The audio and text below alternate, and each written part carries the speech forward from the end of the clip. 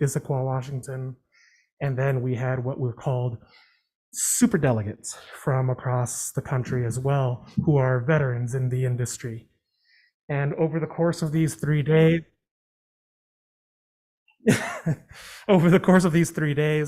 we did a big brainstorming session about what the future of local government will look like in the United States. And in that, we narrowed it down to 3 specific programs that we're going to be working on over the course of the next year. And one of us will be presenting it at the ICMA conference. I believe that's in Austin next year or something. One of them, I don't have to go. And the 3 topics that were selected that we've been noticing as the 3 biggest threats to local government were resilient workforce resiliency is a big issue. Public communication, where across the country, the government is having a lot of trouble communicating with their population. And we've been noticing that the 3rd one is a lack of employee retention. So a novel idea that was created was something called Promised Pathways, which is proposed to be a national program to help retrain people who are re-entering society from low nonviolent crimes like marijuana, and having them trained and provide jobs to help local government perform their duties, things like DPW, things like front desk, and give them opportunities to re-enter society. So that is actually the primary project that is being used. And we should be looking forward to hearing more about that across the country. And then a side project that came out of that too is we were contacted, 3 of us were contacted on a separate note to help working on a reimagining a public procurement process for the city of Bellevue, Washington. So if things go well, I have that meeting next week. So if things go well, we'll be also working on a 4th project for that specific city, which will be pretty great. But it was really an honor to be selected. Apparently there were almost 300 applicants, 300 nominees. Only 50 of us were selected. I was the only public health person present. And it was very informative. And we should be getting an after action report in December of what came out of that, and I'll send it over to the board. Well, congratulations, Roberto. It's a testament to your knowledge, experience, leadership, everything you did through COVID. So it's nice that they recognize that. It's impressive. It was really humbling to be selected. So I'm excited. And thank you for letting me go. So, thanks, Roberto. Thank you. Well done. Thank you very much, Roberto. In accordance with the board's committee appointment policy, we have some applications to review for appointments to the Zoning Board of Appeals, Harbor Plan Update Committee, Agricultural Commission, and Tree Advisory Committee. Do you want to read those names, Mr. Chair? Yeah. I don't have them in front of me. Usually I rely on Erica. Do you want me to? Yeah. So for the Zoning Board of Appeals, we have 1 seat and 1 applicant, which is John Brescher. For the Harbor Plan Update Committee, which is a new committee, we have 3 at-large seats and 5 applicants, which include Phil Smith, Stephen Leinbach, Karen Beatty, Emily Molden, and Emily Kilvert. Still no applicants for the Agricultural Commission. We still do have 2 available seats. And we have 2 seats available for the Tree Advisory Committee and 1 applicant, Judy Deutsch. Has the deadline already hit? Can people still apply? No, it was last Thursday at noon. Thank you, Erica.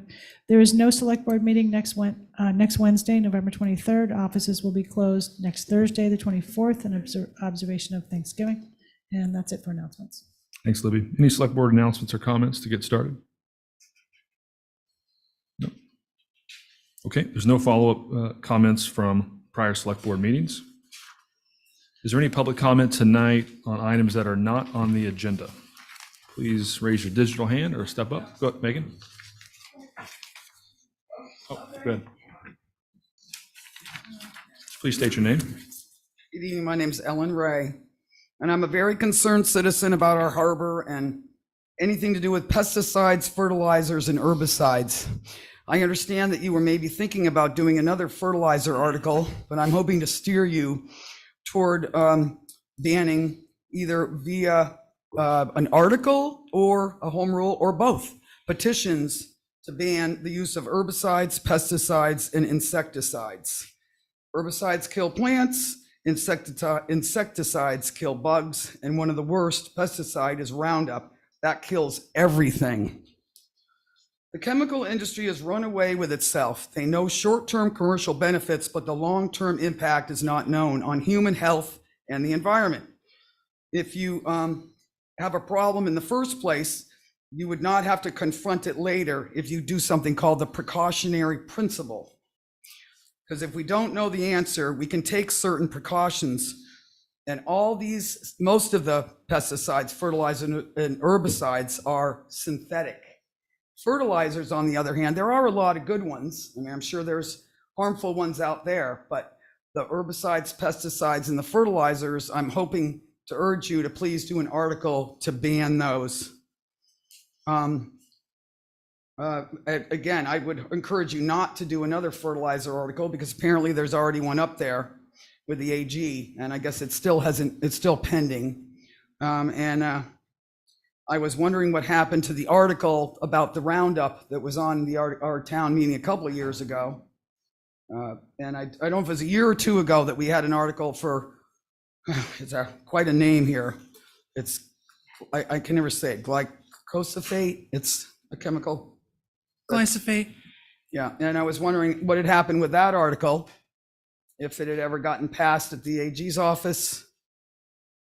So I'm just encouraging to hope that you would ban the fertilizers, pesticides, and herbicides, that we can go on that path. We have a sole source aquifer, and we also have our harbors.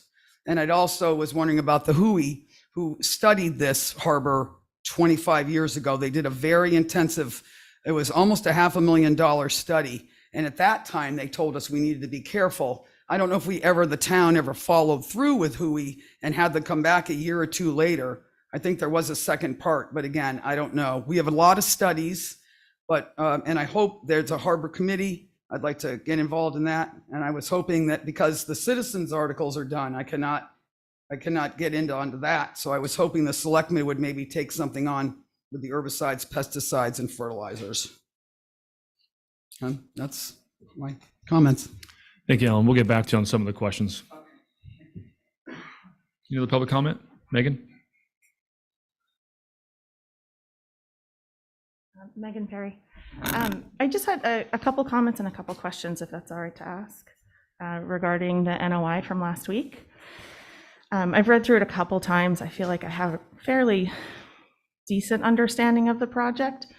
And a couple of my questions would be, so if you go to a bank and you're asking to go into partnership with them and get a loan from them, one of the first things they're going to ask is to see where your income source is from, so that they know if they're entering into a good partnership, if you're going to be able to pay back the loan, et cetera, et cetera. So after reading the NOI, one of my questions was, I guess my first and pretty much only question is, what's the sand source? And is that a viable sand source? Is it a sustainable sand source? Because my understanding of this project is it's fairly contingent on sacrificial sand being available. And I didn't really see anywhere in there where we were going to have a sand source determined, sustainable, viable. The last project that met the failure criteria and has been, I guess it's a hot debate, but hopefully getting removed because it's met so many failure criteria, had a huge problem because they couldn't provide the proper amount of sand. This project that's the NOI is a part of is larger than that one. It's about 15 football fields long. So that's like 15 Gillette stadiums. If we couldn't provide sand for a smaller project, why will a bigger project be able to provide sand? Do we know a sand source? We can get back to you on that. It's public comment. You can ask all your questions and we'll follow up. Okay. So that was, I guess my first question is, what's the sand source? Is it viable and sustainable? And if not, why are we going forward with the larger project? Thank you. Thanks, Megan. Any other public comment tonight on items that are not on the agenda?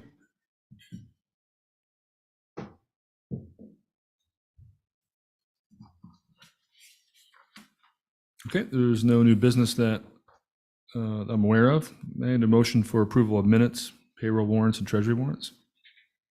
So moved. All those in favor? Aye. Aye. That passes unanimously. Pending contracts. Anybody have any questions, comments for town manager? Second. All those in favor? Aye. Aye. That motion passes unanimously. Citizen Department Committee request. Historic District Commission request for reinstatement of Mattock Advisory Committee, Tuckernut Advisory Committee, Scones Advisory Board, and Historic Structures Advisory Board. Yep. Do we want to start with HDC member? Does anybody, do we want to start with staff? What's our preference? The request is from the HDC, so I would. Okay. We go to Diane.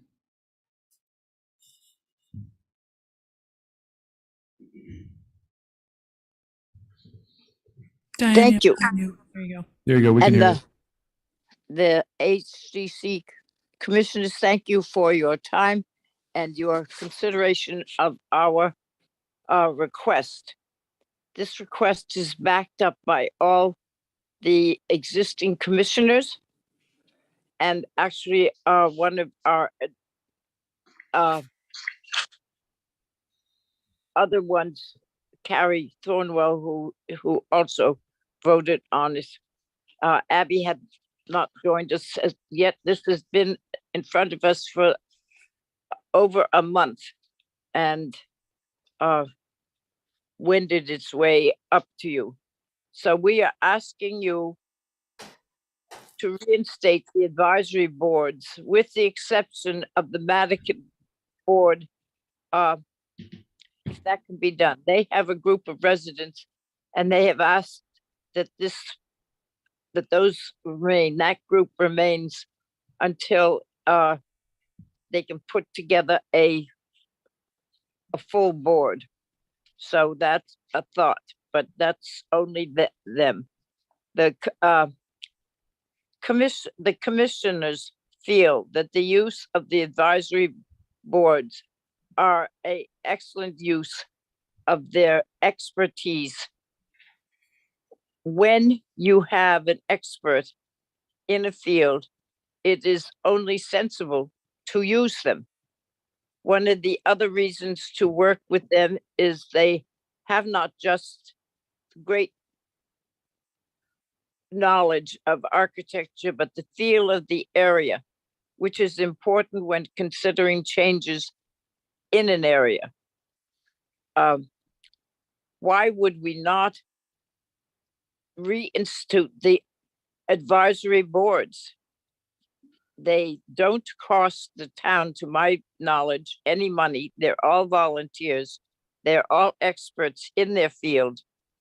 And we go over all their advice, comments, and everything else. We do not just pass on what's there. You've got 5 commissioners working on what is very important, particularly with the growth spurt that Nantucket is having.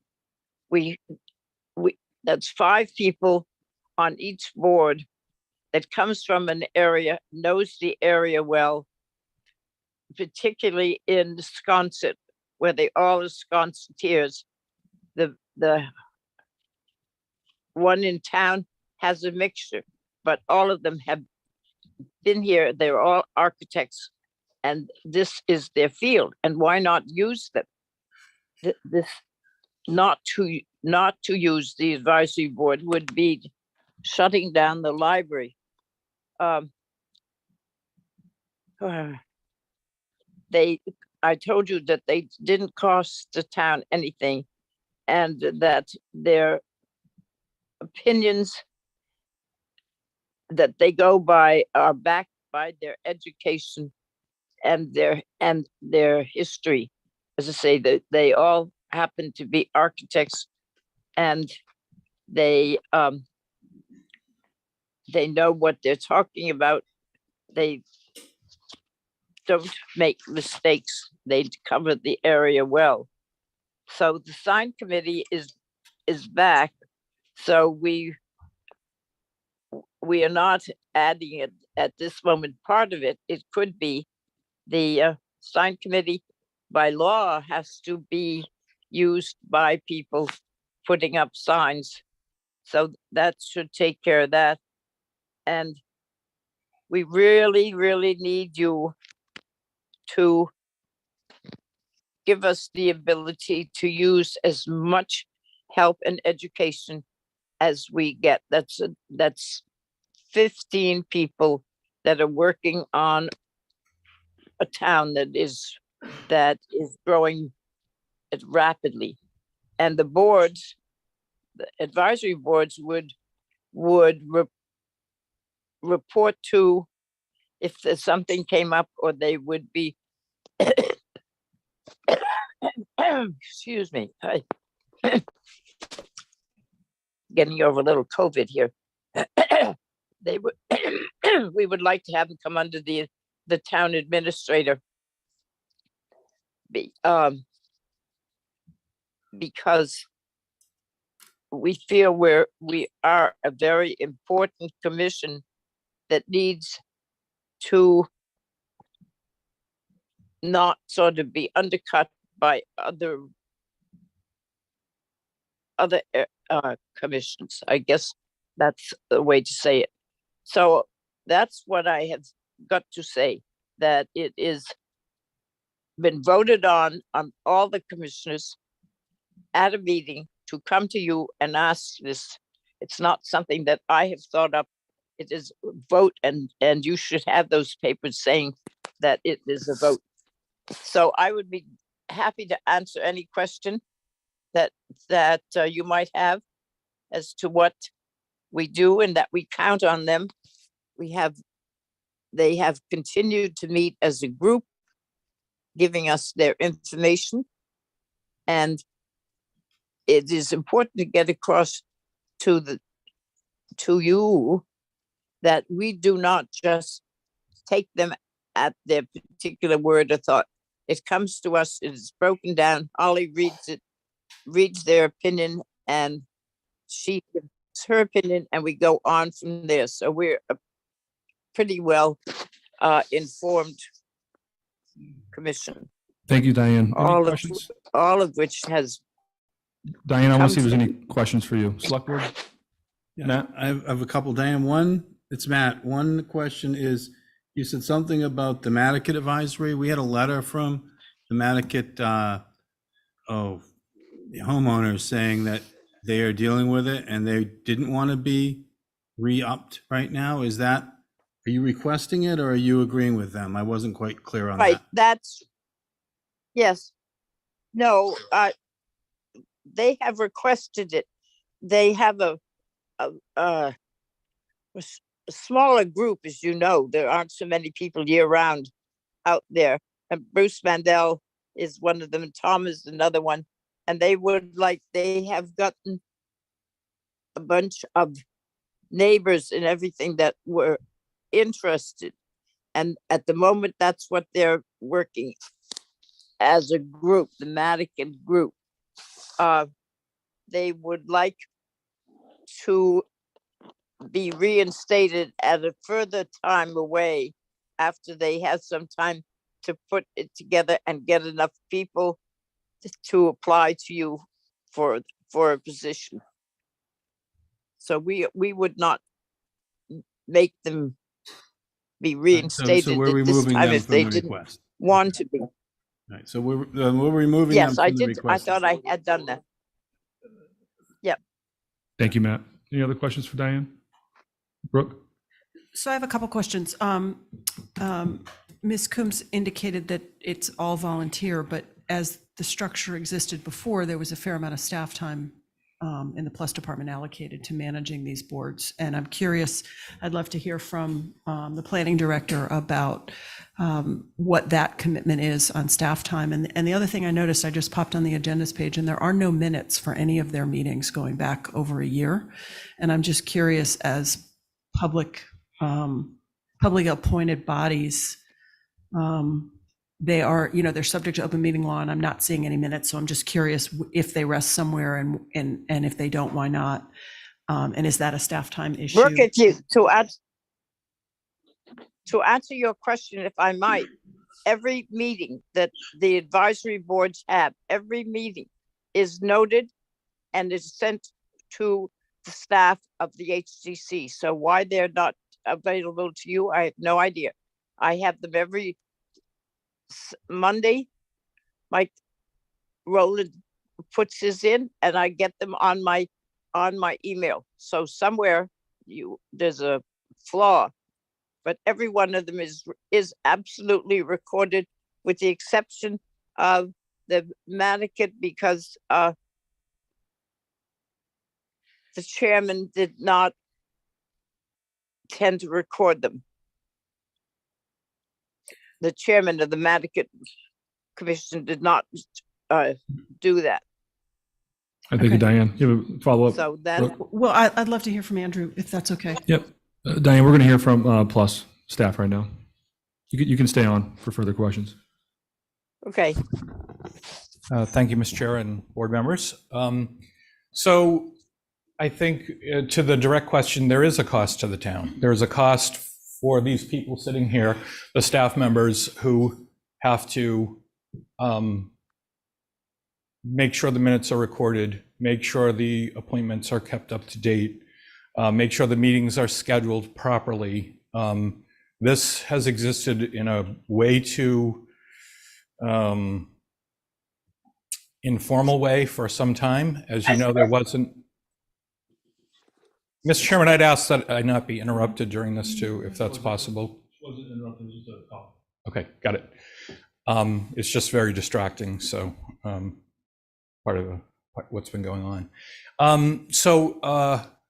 The fact is that, first of all, there wasn't the authority to create these, which that rests with you per the charter.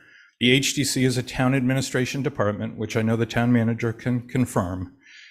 And so there is a cost in that the current workload, while it's quite busy right now, we have a staff that spends quite a lot of time keeping up with that. So, and I think the other point here is, as Ms. Coombs even mentioned, these former committees have rebranded themselves. The Historic Structures Advisory Board is now Historic Structures Advisory Group. And the town, or Holly, as part of her introduction to the HDC meetings, reads their report when they send it in on applications. So I think you should understand that there's not any resistance to advice and input coming from basically the exact same people that sat on these groups. They're free to meet, they're free to have a discussion and put their thoughts together, and they're received by the HDC as they always were. So the real difference is that you haven't appointed them, and now after you appoint them, and maybe this board doesn't understand that, but there is a whole raft of responsibilities and staff work that comes to maintaining those committees. So the sign committee is reestablished, and that doesn't have a lot of, Billy has been working on that and with them, and they don't have, a large volume of applications. So through you as a follow-up, so it sounds as though the work product of both the former advisory committees in their more formal, albeit apparently not legal form, and the current working groups or groups that have picked up the mantle. I guess my concern is a matter of transparency for the public as to what advice is coming through to the HDC, and is that a matter of public record? So my argument would be to have them formally public committees would be to ensure transparency. However, if their advice is being read into the record and is therefore available in the HDC minutes, I'm less concerned about transparency in this more informal methodology. So, Right. Holly can definitely address that if you'd like to. Thank you. Holly Backus for the record. Yes, so all unofficial comments, whether that is a Civic League comment, whether it's one of these advisory groups that have reconstituted themselves, all those comments are available to the public. Not only are they read into the record, but they're also emailed to the commission, so they're we received them prior to the meeting. They are also included along with staff's comments that are also read into the record in the file once that file has been processed for the COA. So it is there for public knowledge. The advisory type of comments are also included with the membership and the date that they provided those comments to, just as if we were doing it prior to. Having this function is a lot easier, a lot better management from staff's perspective. Nobody's comments are disregarded. It's just a lot better. And quite frankly, the lack of having any official advisory group has not hindered in our HDC application review process. I'm reviewing. If anybody wants to provide comments, they're provided. There has not been a backlog, if you will, and I think that was one thing that was being portrayed. So I just wanted to bring that to the record. Question for you: if the Surfside Group or the Wigwam work, Housing Coalition, whatever the names are, if they sent you something, how is that handled differently than these other ones we're talking about? What's the difference? Any public comment that is provided to staff, whether it's sent directly to myself or Esmeralda as our HDC compliance coordinator, or say Billy, everything's public record, of course, as you know. It is sent directly to the commission, so it's available. As you know, we're extremely busy, one of the largest in the country. So we try to be able to have that information available, print it out, put it in the file. If it's an application that's been, say, a contentious one, Esmeralda is really good about putting that in on the view pack that's available on the town's website. That's a lot of work. She does that really, really well. Thank God that she's very on top of it. So that information is available to the public, whether it's from the Civic League, whether it's from a historic structures group, anybody. So there's no difference. There is no If difference. the Silver Street Association writes you, it gets in Correct. exactly as these advisory boards that we're talking about. And any public comments that we receive via email. Yep. Yes, sir. I don't Brooke? wanna- Matt Oh, has- sorry, Matt. Yeah, I'll go a second. Wait. So I'm just curious, was an application required to go through these groups before it got to the HDC, or was that optional on the applicant's part when they were more formal? And was there any separate abutters notice or other communication to the neighborhood about applications in these districts? No, when it comes to the old advisory board groups, they were placed on an agenda. That was the public notice. There was no additional abutters notification. If that was an application through the HDC process that required an HDC abutters notice, then they would receive that. So really, there is no difference. Again, the biggest thing is it's not something that staff time has to manage. Managing, putting the agenda together, managing posting, having the Zoom, having this, that, and the other for the public discussion. And my understanding prior to Zoom and COVID, and I wasn't really involved with the advisory boards at the time, but they were meeting here at 2FG, and that was, yes, open to the public, but that doesn't necessarily mean the public was there. So I think they're really and truly anybody who wants to provide comments, whether it's these reconstituted groups that want to do this on their own, and we greatly appreciate it. I greatly appreciate it. there's no difference, except for the fact that we are not required to make sure that they're meeting the open meeting law again and having to post all the meetings and such, so.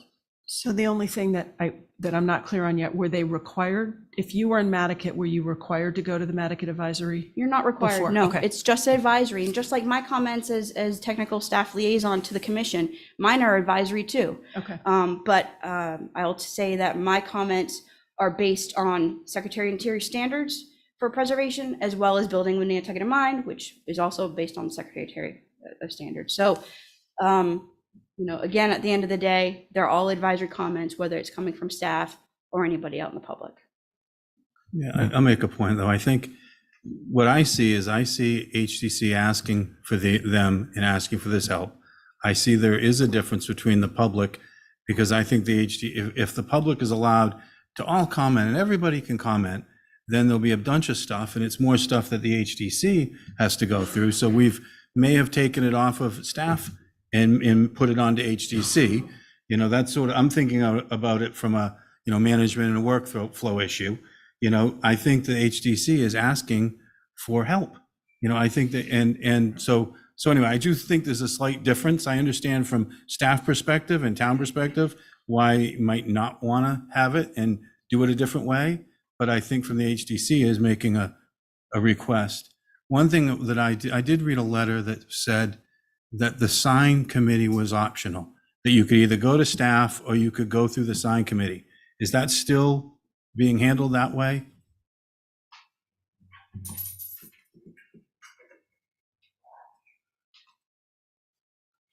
Hi, Billy Sadland, use specialist. No, the sign committee is supposed to review all applications. And I do think the sign committee is a little different from the rest of the committees, because you're talking structures versus signs. And I think, having their opinion on that, and a lot of them have been on those boards for a number of years. So I think their opinion matters. They provide a good perspective for signs. But as far as structures go, I think it's kind of watering things down to just have them go through multiple reviews of a structure. I don't know that it's necessary for the groups to meet again. I think the way that it's been set up, and they've been sending their comments in, they've been heard, and regardless of whether or not they're reconstituted or not, the public's always available to give a comment. So it doesn't necessarily trim it down if they're back. I'm glad. My point was, well, first about signs. I'm glad to hear the signs that everyone has to go and apply for the signs. I think that's important for consistency and fairness. Yep. I don't think that we should be running parallel processes. I think that's a good thing. And I don't know if you heard it, but when we talked about it before, I said I put a sign up that was illegal. I put it the wrong color. I didn't know. It's 25 years ago, and Greeter was there the next day, saying, hey, you got the wrong sign. What do I have to do? Paint it blue, do whatever, bring us an application. And I fixed it in a few days. Mm-hmm. So I think, it's valuable. People sometimes do it and they don't even know that it's against sort of how we want things done. So, but anyway, I think it's good to know that that's back that way. But again, if I'd like to hear from, we have a perspective. I'd like to hear they're asking for something for a reason. So if there's someone from the HCC to tell us, is it being pushed onto them, or, I'd love to hear that.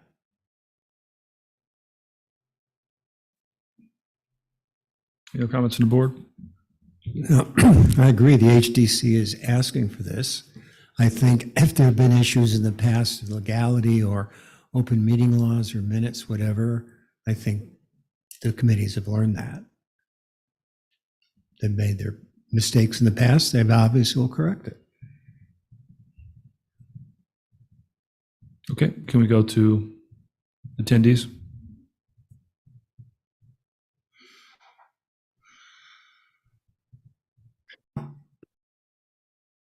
Hi,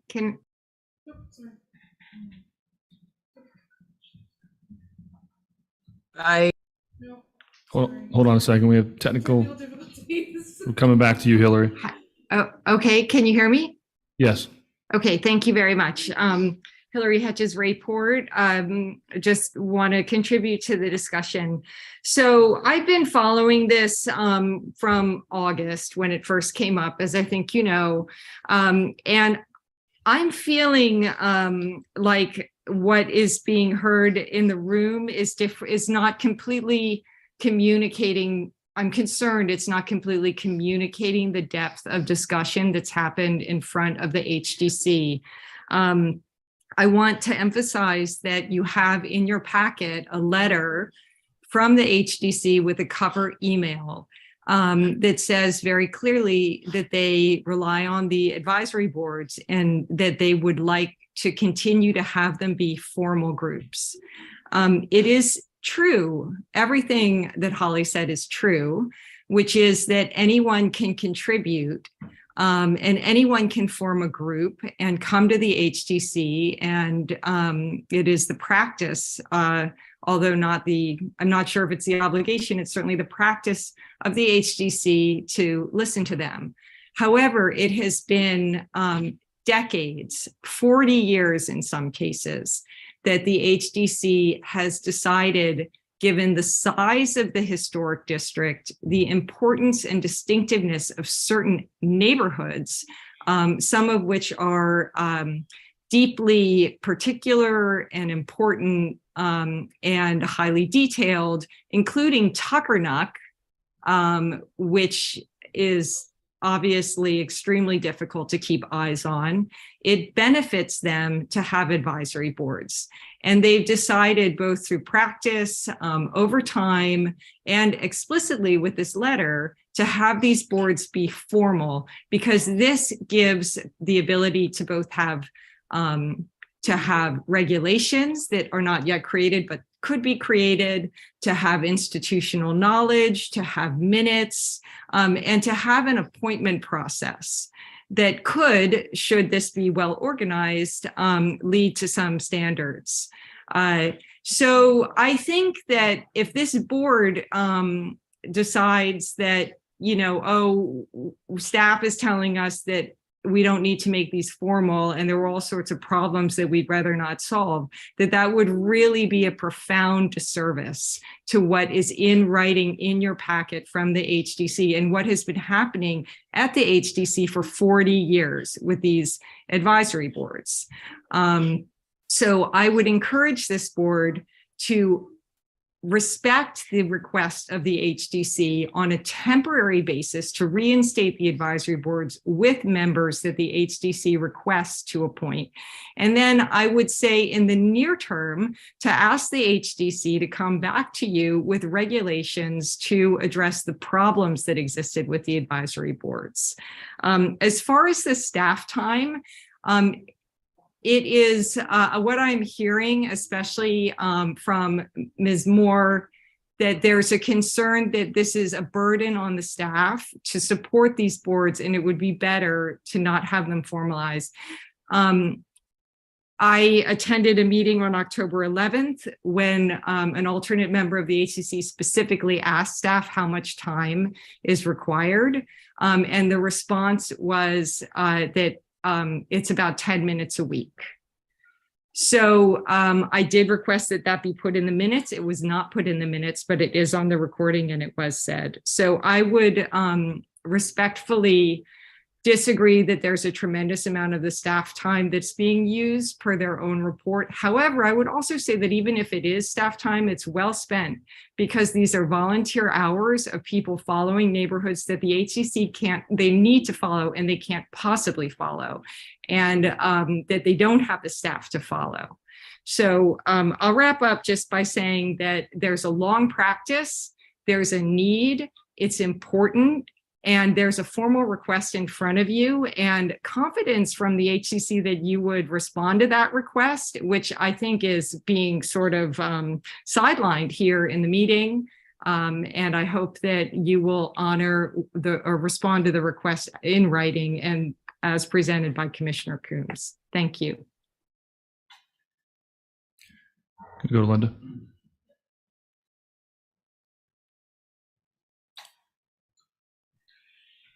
Hello. Can you hear me? Yeah, go ahead. of all the people speaking here, I'm the only one who's been on an advisory committee as well as the past chairman of the HDC. I was asked multiple times this week if I was going to attend this meeting. There are a lot of people watching this meeting that have to appear before these various advisory boards that didn't want to speak because they were afraid of retaliation. I have to be upfront about that. I don't think I've ever been afraid of retaliation or being somebody at the HDC deciding that they were going to give me more trouble than they already do because I spoke up here. So I just want to put that on the record. I was contacted even just before the meeting if I was going to speak because they were afraid of blowback when they appear before the HDC. So let's just put that out there. I want to correct a few things. The minutes for the Nantucket advisory, which I was on, were done and were filed. Sometimes I was at the actual HDC meeting, so I just gave them a verbal thing because we didn't have time to get them into the packet. So that was not correct. It's also not correct that these things have existed for 40 years. Some have. I did a deep dive into the past town meeting and town reading reports by the HDC, and some have been around for a while and some have not. When I first came on the HDC, I don't know, 25 years ago, we had something called we didn't have HSAB. We had something called the Design Advisory Committee. Neil Parent, Chris Holland, actual architects were on this group that when there was a problem at the HDC and they just couldn't explain it to somebody, we had a lot of pro se's back then, that they would be referred to the DAC if they wanted to avail themselves of that help, and they would help them work through the design criteria and then send them back. There wasn't this pre-prejudice issue with these advisory groups, which we are all suffering with. Another problem with the advisory groups, there are no architects, contrary to what was said earlier. There are no architects that I'm aware of on any one of these advisory groups.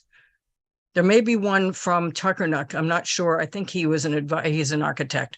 There's no architect on HSAB. There's no architect in Sconset, as far as I know. There was certainly no architect in Nantucket. So let's be clear about that. There are professional designers on at least one of them. So let's get that clear.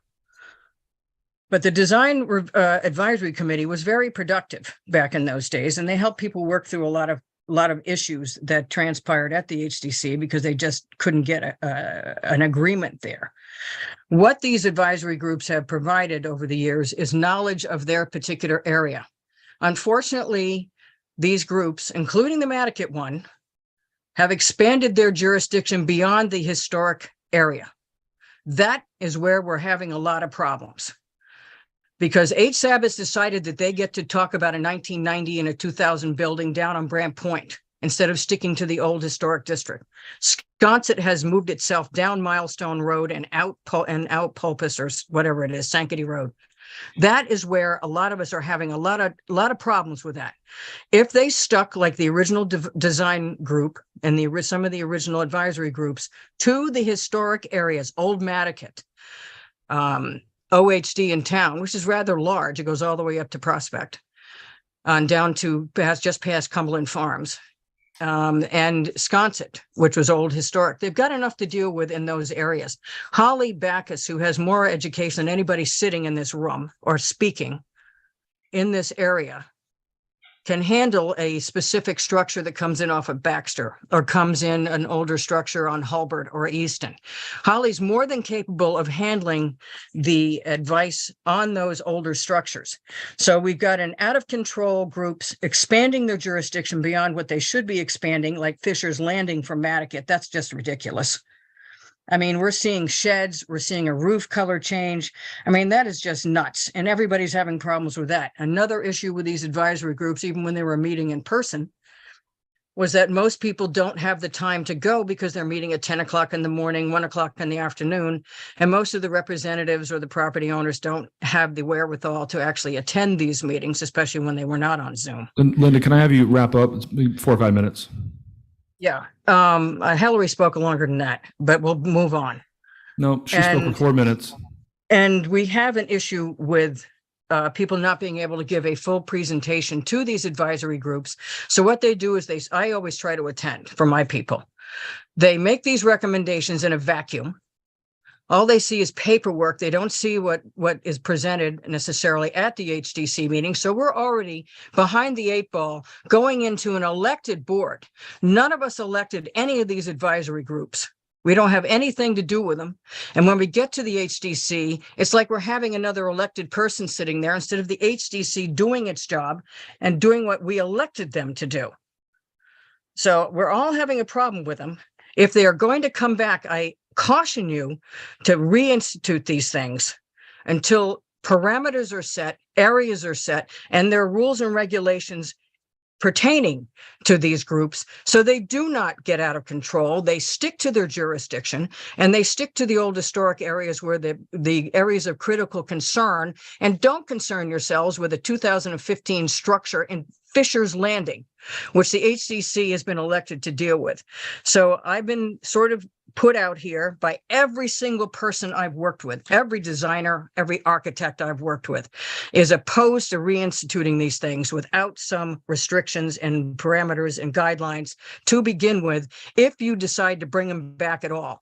But the HDC didn't have some of these groups when I came on all those years ago, and we operated just fine.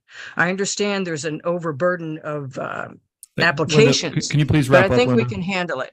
Okay, that's my piece, and I represent an awful lot of people that refuse to talk because they're afraid of retaliation. I'm not.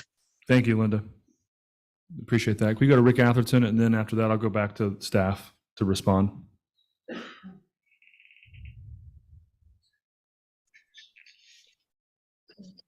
Jason, thank you. Can you hear me? Yeah, go ahead, Rick. Great, appreciate it. I think the discussion is almost more philosophical and important to how our island community participates in our local decision-making. We have lots of boards and commissions. And I hope the select board will recognize the time and commitment of volunteer committees who are supported by the HDC in being reconstituted. And I would compare that to the professionals, such as our prior speaker, who apparently don't want them to have any representation except as a public member as anybody else does. I think they provide a great service. We have lots of volunteers in this community, and I hope you will support their continued relevance by appointing the committees. Thank you. Thank you, Rick. We're going to go to staff, and they think they want to respond to a couple things. I just wanted to say, for the record, I deal solely with signs, and I run their meetings and I do the minutes, and I spend far more than 10 minutes a week when dealing with that. So it's probably closer to about 3 to 4 hours. So I just wanted to add that. Right, that's for signs. Right? Just for signs. Yeah. Thank you. Esmeralda? Esmeralda Martinez for the record. I'm the HCC compliance coordinator. I believe my comment on the October 11th meeting was misconstrued. I did say that it takes 10 minutes to post an agenda. I did not mean it takes 10 minutes the whole week. Sometimes I had to post up to 6 agendas, and that doesn't include all the behind the scenes work. It's a lot of work. Right now, we're 6 weeks behind on regular HDC applications. Every week we get anywhere from any new business deadline, we get anywhere from 70 to 80 applications. I'm the gatekeeper of the agenda. I have to keep track of all those agendas, and I have to make sure I upload all those items onto the website. And I just wanted to say that my comment was misconstrued. That's not what I meant. It's a lot of work for staff, not just for me, for my colleagues. So I think reconstituting the advisory boards, it's just going to create more work for us. What we're doing, or what we're receiving now, is working perfectly fine. Thank you. Don? Esmeralda, hold on.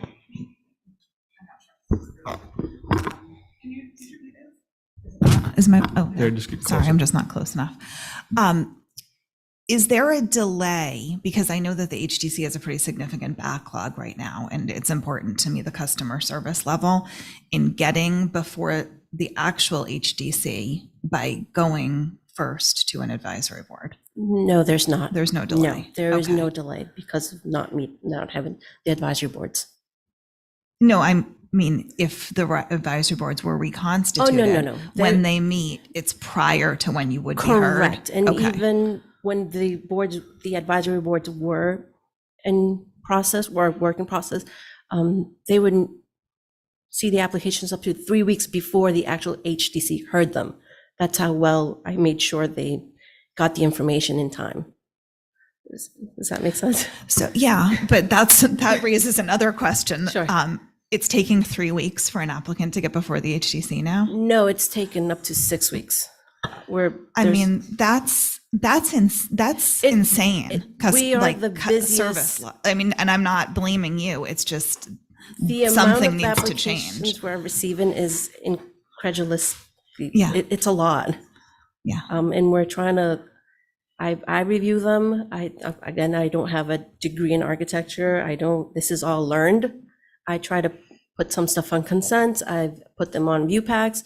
I let the HDC board members review them at their own leisure, and they can email separately their comments for stuff to be moved up on consent. So just, I mean, that kind of raises for me that if we're experiencing that level of volume that's taking up that level of staff time to just get everything prepped on the agenda and sort out what can go on consent, those 4 hours or so per committee every week, I think need to be spent actually doing the HDC business, unless we're going to hire more staff, which is a whole nother problem because we can't seem to hire staff in many different positions. So I just want everybody to think about that as we're talking about this, that there's got to be some priorities. No, I just wanted to, agree with Dawn that that's absolutely correct. Per the National Alliance of Preservation Commissions, Nantucket HDC, we are the busiest in the nation, hands down.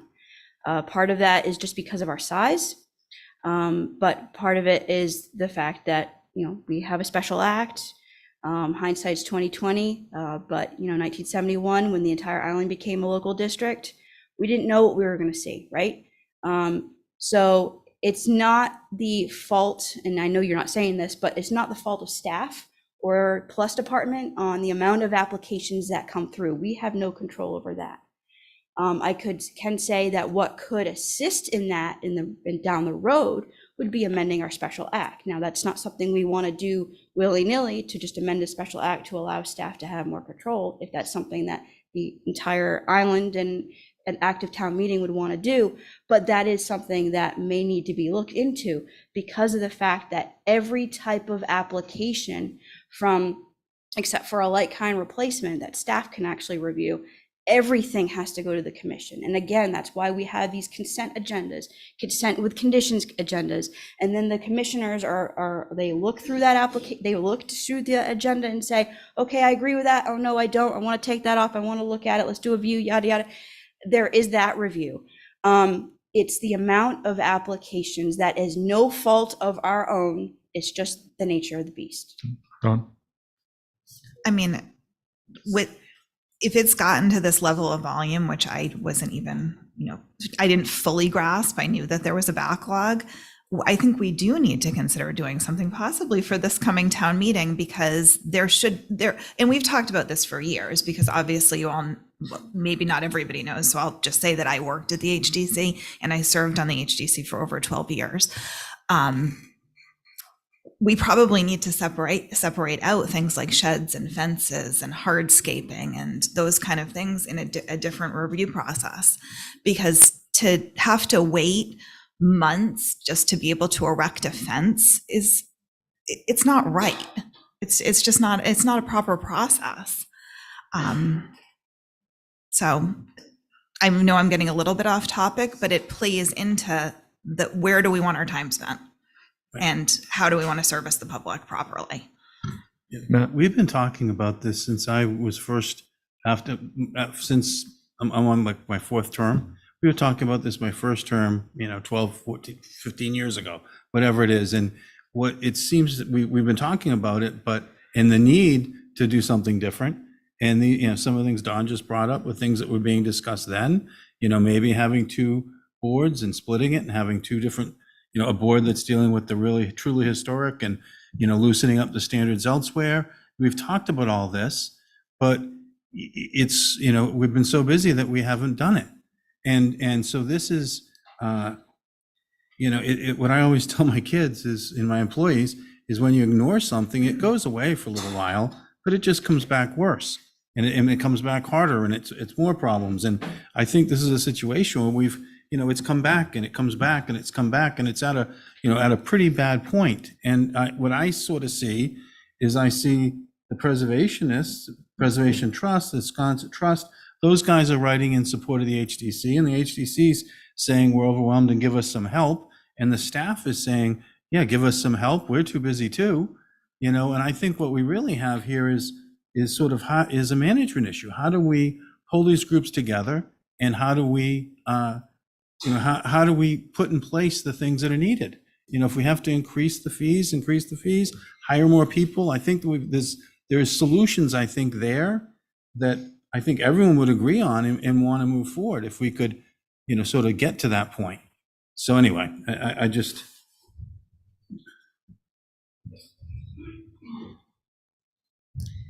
Good evening.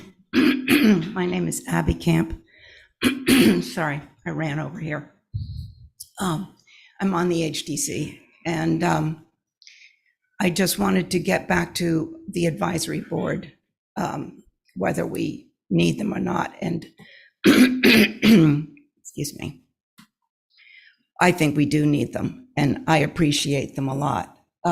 When Holly reads them and she puts in her expertise, and we need all of that to make serious judgments for every single application.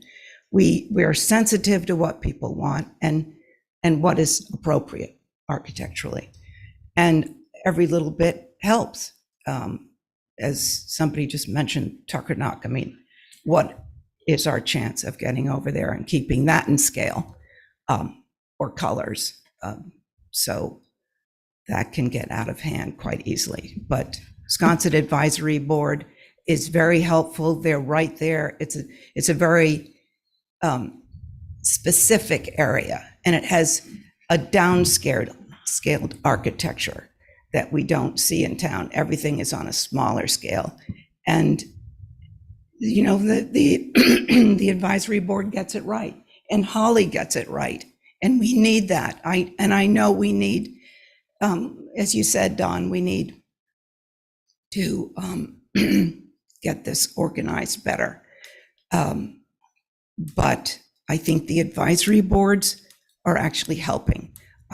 Specifically, historic structures is very accurate, and they're down to specifics, and they're very good about when they write up a review on an application. They're very, very good and very, very helpful. And I think I speak for my whole board and the associates. I'm not just up here having run in. So I hope you take that to heart. Thank you. Thank you, Abby. I'd like to wrap this up here soon, as we have other people who are waiting for the next agenda items. They've been nice enough to come. So I think we've heard a lot of different sides. I know there's people still with their hands up, but I think I've heard enough. But I want to check with the board. Brooke, you had your. I just have one question, and I think I'm not ready to do anything tonight, because for me, I really want to understand how were these constituted and what was the purview and mission and scope of work that was assigned to them. Do we understand that? Because I've heard some questions about what is their purview. And I mean, I know of a story, it's an old story of someone who bounced back and forth between the HDC and the Wisconsin Advisory Board over and over again, and they kept handing back and forth, and it was not particularly collaborative. And that may be old news, but there is a risk that it actually slows down the process for some people having additional input, having to go through the additional hoops. So I don't feel like I know enough to. So you're leaning towards, just going to test everybody, you're leaning towards reinstating, but you need to know more if you're going to reinstate. Is that where I'm you're not at? leaning in any direction. Okay. I want to know, I don't feel like I know enough to make a decision. Right. How are we going to who's going to gather that? How are we going to gather that? That's my next question Right. of All right, sorry, I won't take your job. No, it's fine. No, it's great. Malcolm? I would just vote on it now. One thing, there was a suggestion, excuse me for my voice tonight. I think everyone in the room is ill. Everybody ran here tonight. Yes. There was a suggestion of maybe do it for a year. I heard at some point. Interested your opinion on that, but I think Matt got the real issue. The real issue isn't these advisory boards. The real issue is appropriate review of certain items going to the full board and others not. That's, to me, is the issue. That's the time issue. So I think we should really consider dealing with that. I would approve these boards, and then I would focus on finding a solution to the time, which to me I think is because, yes, you're going to debate a shed, or you're going to deal with a structure, a house. My opinion. Thank you. Anybody else? I'm still not convinced that there's not a better way to do things and a better use of everybody's time.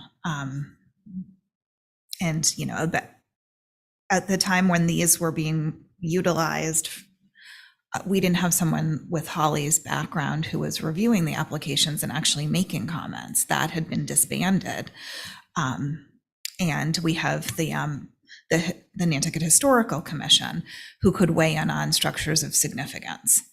I mean, I do find that a very important part of the HDC review is the actual historic buildings in the Old Historic District and the Sconset Old Historic District.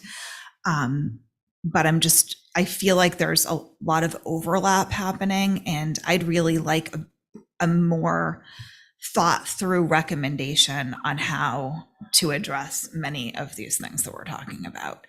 And I think just reinstating is not the right path. If we were to reinstate, I would say just do it till June. That's when the reappointments happen, and we review it at that point. But I mean, I agree. I agree with Brooke that now is the time to get all of the facts and really think this through. Just put just to weigh in really quick is what I'm hearing is the information from these areas, these boards, is still getting to the HDC. So it's not like it's missing. And then the other thing you brought up before I did, Don, is having Holly here, Holly's position. We didn't have that before, right? And it's significant. It's a for preservation. It's a big win for the community to have this position and to have Holly in the position. So I'm comfortable if they're not reinstated tonight. I'm comfortable with coming back with some more legs or a different way if we're going to reinstate it. I don't think the information is not going to get to the HDC. They're still going to be supported. That's what I'm hearing. And so does somebody want to make a motion? We could go either way and see where we all land. I make a motion to continue this until we can gather some more information. Is there a second for this? Doesn't need to be a date certain because it's not a public hearing. Is there a second for discussion? Yes. Second. Do we want to add anything? What information is needed? And we can put even a general time frame.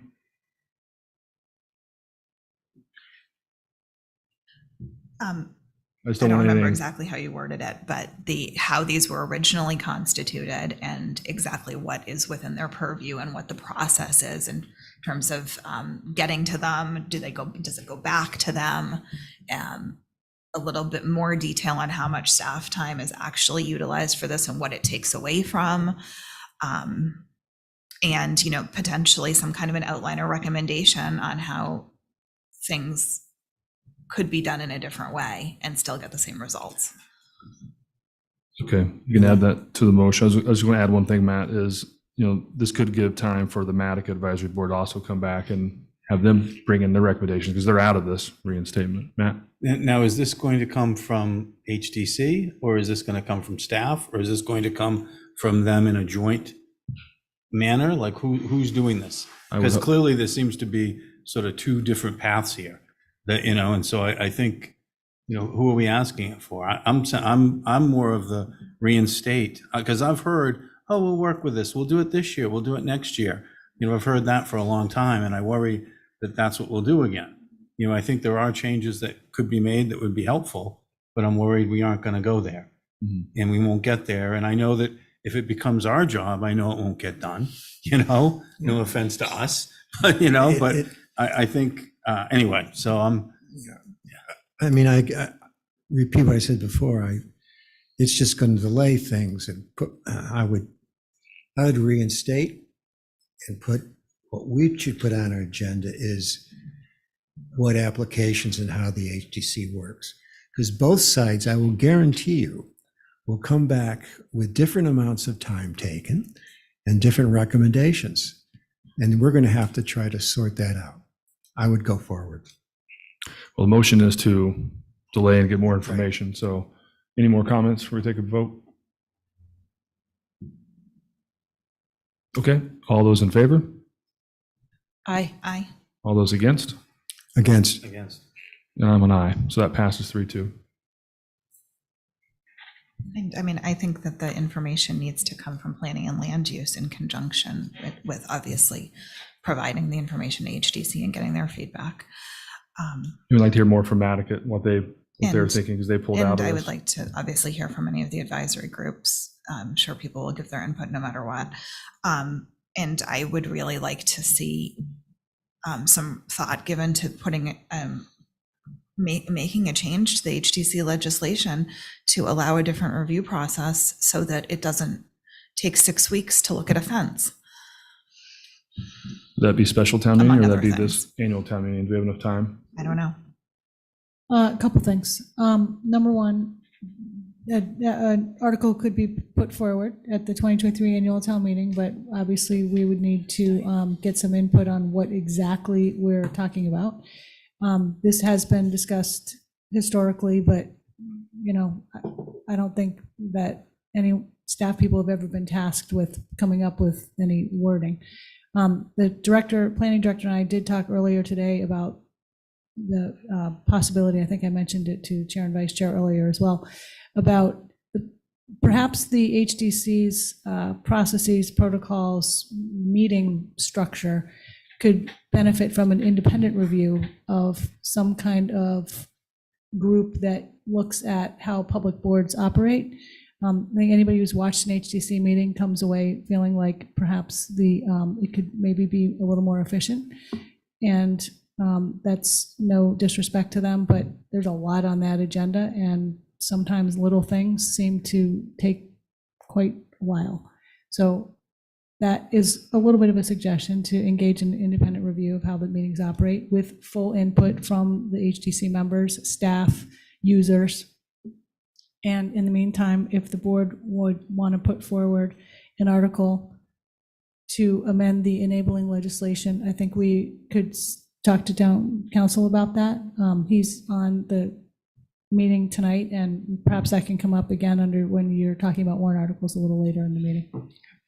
Dawn? I mean, would it make sense to engage the independent review to then come up with suggestions to craft changes to the legislation? It seems that that would be appropriate, and we are already discussing a fall town meeting for the potential STR article. So, I mean, I would make a motion to go forward with working on engaging independent review. If people wanted to do that. But not for the 2023 annual. No, right? But for like as soon as possible, let's start reviewing to get ready. I mean, we've been talking about this for a long time, but it's never been this bad. That backlog, I mean, that's just not fair to the citizens. Right, and it's nobody's fault. It's just the way it is right now. There's just a huge volume, and there's everything's kind of reviewed in the same way, and it's got to be changed. Do you need a motion for that, Libby? I know, but we might not need one. Might just need, I'm just asking. Up to you all. It might not be a bad idea, but let me also just say, I of course will need to find out how much something like that would cost before we launch into it. And I would like to be sure that the HDC is front and center of this review, because I think, they're the ones with the, this is their purview, this is their responsibility. That shouldn't come from us. I mean, that should come, so anyway. They'd have to be, all HCC would be interviewed, all staff would be interviewed, whatever we want them to do, we would. Understand. I really would like, Historical Commission, HDC, I'd like them to come back and say, this is what we'd like to do, and this is how it's going to, and staff to be on board with it. That to me would be, I wouldn't want to be writing something to tell them how to solve their problems.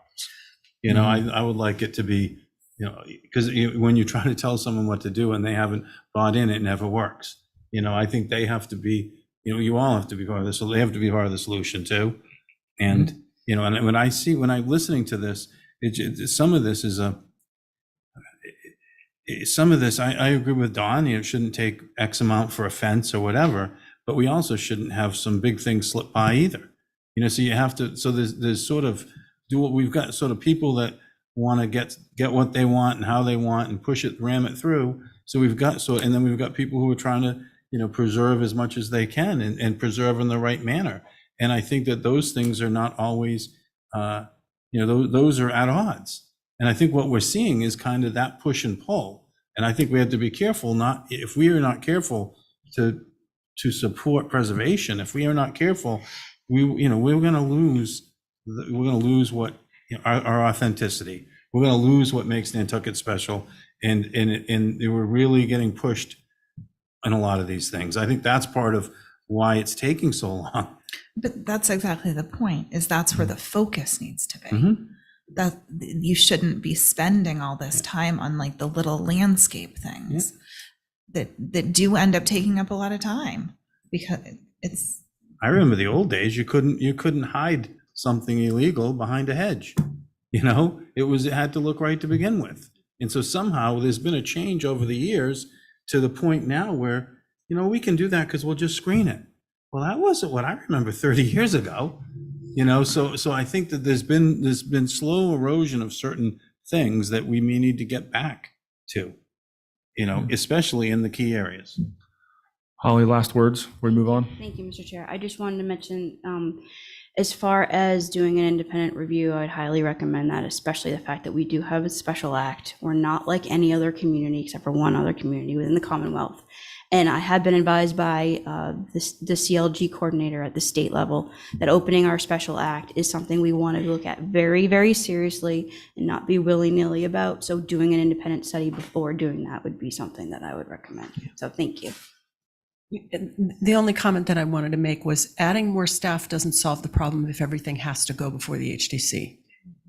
It's a bottleneck, right? And so yes, I know you guys feel overwhelmed, but the act has us hamstrung.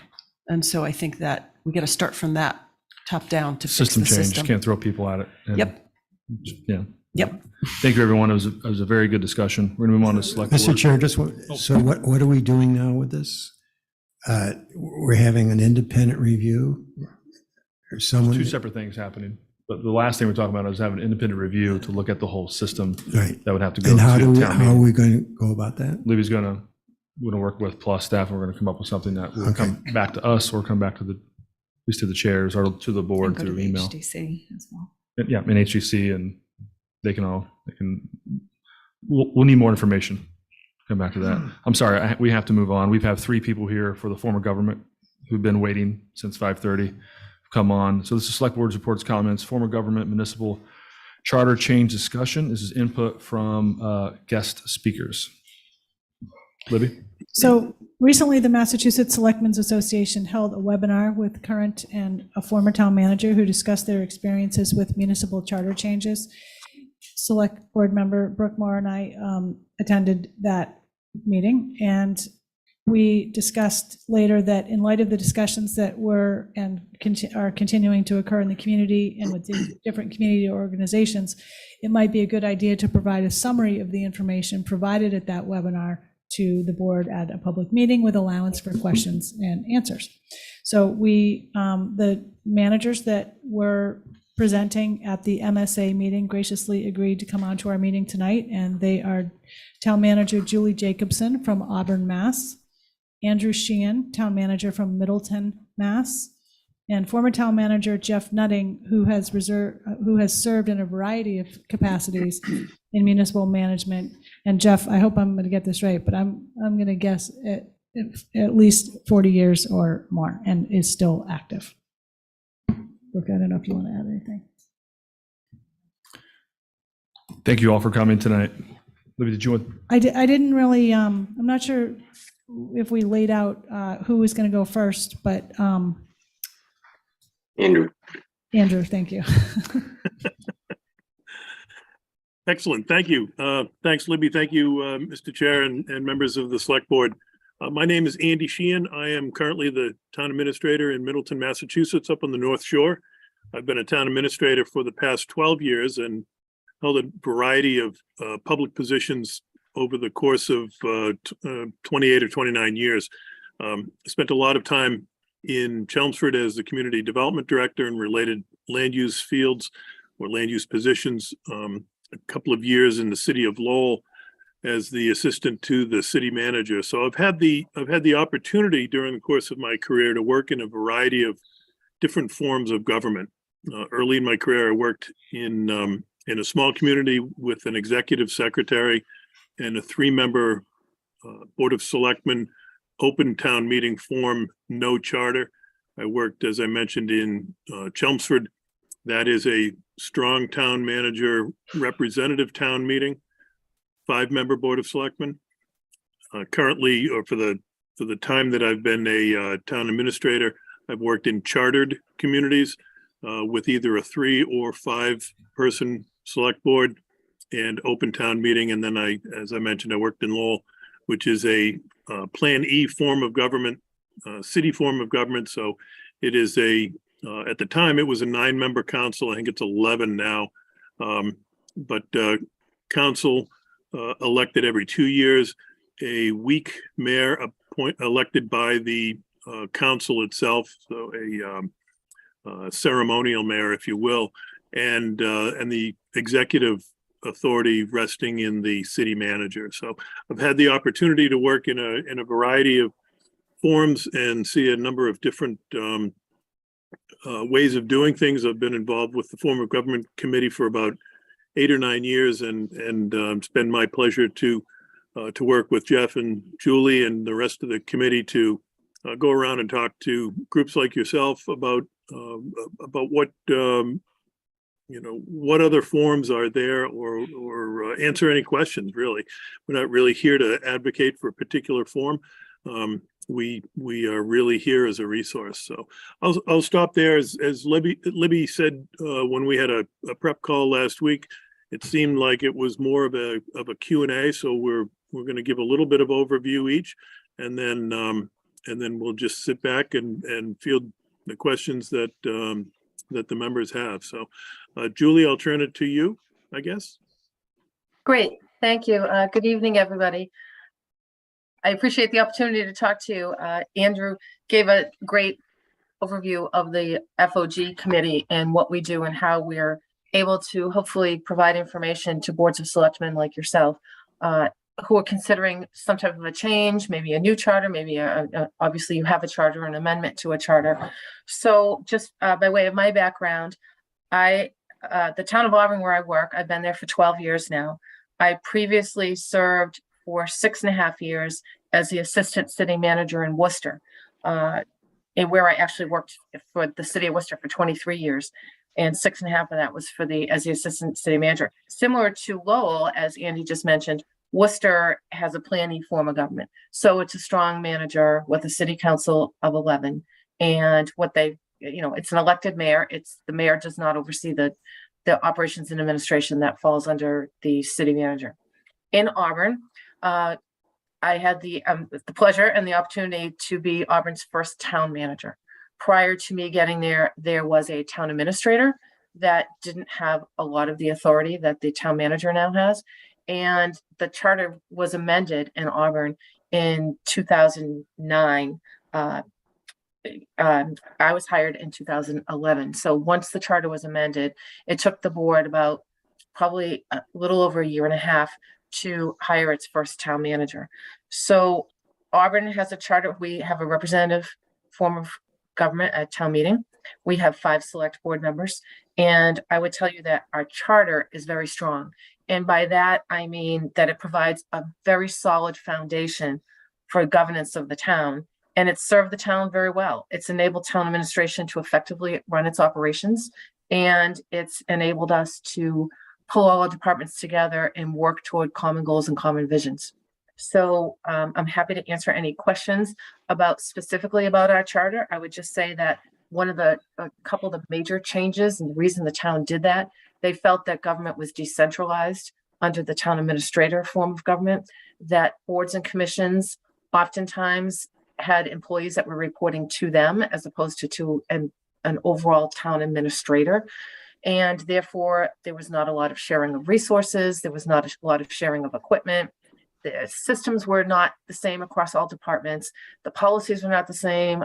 It decentralized had an impact on the effectiveness of government. And it also had an impact on the efficiency and therefore on the financial aspect of government, because you need to have someone overlooking everything and keeping an eye on the cost of everything, not just one department or one board looking at what it's going to cost them. You have to have a broader approach, and you have to have somebody who's in charge of making sure that all of those finances work together. So the town charter as amended, I would tell you it's worked great. There are very few things that I think they should change. If they ever make any changes in the future, they're very minor.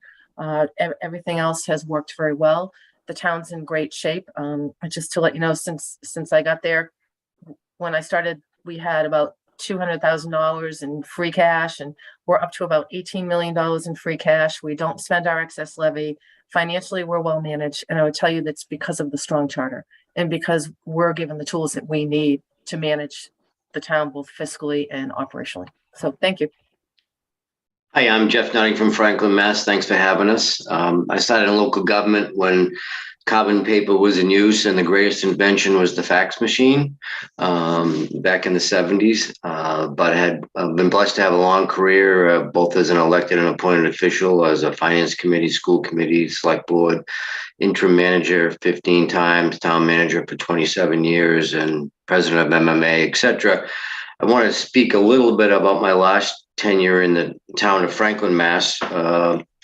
In 1978, Franklin, with a population approaching 18,000, converted from a town meeting to a city form of government.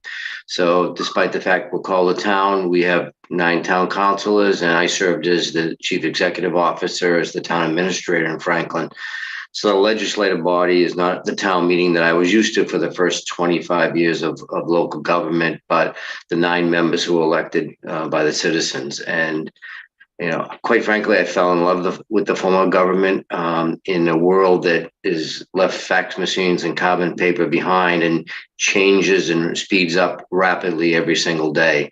And the ability to have a town meeting twice a month, which is how often the council met, to address issues and concerns in a very timely fashion in a world that, as you know, just goes quicker and quicker every day, worked very, very well. We didn't wait 9 months for a town meeting. We didn't wait to figure out who was going to show up at the town meeting, what the special interests were that came and went. So it was much more predictable while allowing all the citizen input that a regular community has, with public hearings and 2 readings and a process that, while just as open and accessible to the citizens, had a much shorter timeline to say yay or nay and address issues. They cut the state aid. 3 weeks later, we changed the budget. They passed medical marijuana. 60 days later, we had an overlay district that attracted a huge company with lots of jobs.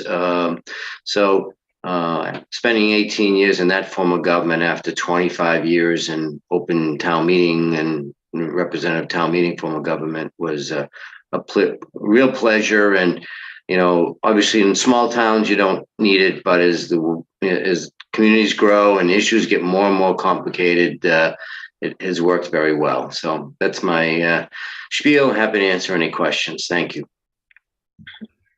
Thank you all for your updating us. Any questions from the board? We have some experts here with a lot of experience. Brooke? I have a million questions.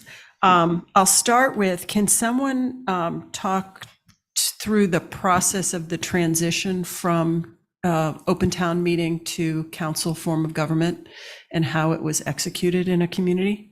Sure, I can, because we had a charter, just like other communities have it. You can either do it via charter or a special act, depending which process you want to use. The town of Amherst recently converted from that form of government. Well, they had representative town meeting, but converted to a manager council, East Longmeadow. So you'd have to go through a public process, just a charter commission, because it's a huge change mentally and psychologically after 300 years of doing something one way. So it's no different than if you had a charter change to, going to representative town meeting. As you know, in a charter, you can change some things easily and other things take a full charter or full special act process. So there's a legal process. In part, I'm curious about a communications process or a bringing the community along. Yeah, well, I think that, that's the charter commission. It's an 18-month process.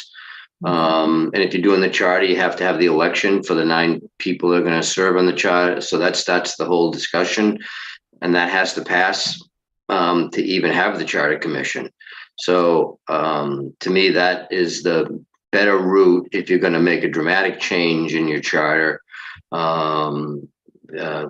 versus if you're going to make some other changes. And I don't know how your charter was established, whether it was through a charter commission or a special act. So that would leave that up to John. But absolutely, in this day and age, it would take lots of meetings. Usually charter commissions hire outside folks like the Collins Center folks to facilitate those discussions.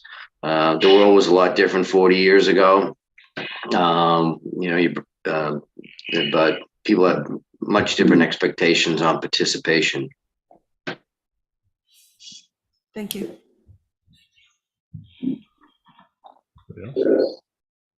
Matt? Yeah, I'm just interested in how you would do something every 2 weeks. How are you? It's sort of, I can see the logic of sort of the logic of being able to act quickly, especially in today's world. I like that point, but I'm sort of wondering, how do you ramp up for those items every 2 weeks or even once a month? How do you guys do that? So, the town administrator, my job was to, put forth the agenda to be reviewed by the chair. And it doesn't mean it happens the council meets every 2 weeks, but the big issues of zoning or bylaws or budget or capital or, those don't happen every 2 weeks. But if someone, but the ability to handle big issues doesn't necessarily get resolved in one meeting. But again, you don't wait 9 months. If you're discussing something in August or September, you'd say, well, we'll put that on the Springtown meeting next May. Well, guess what? You put it on the October council meeting. So, that was just part of my job was to manage the agenda, just like Libby does with the chair. And as issues come up, not everything is hugely important.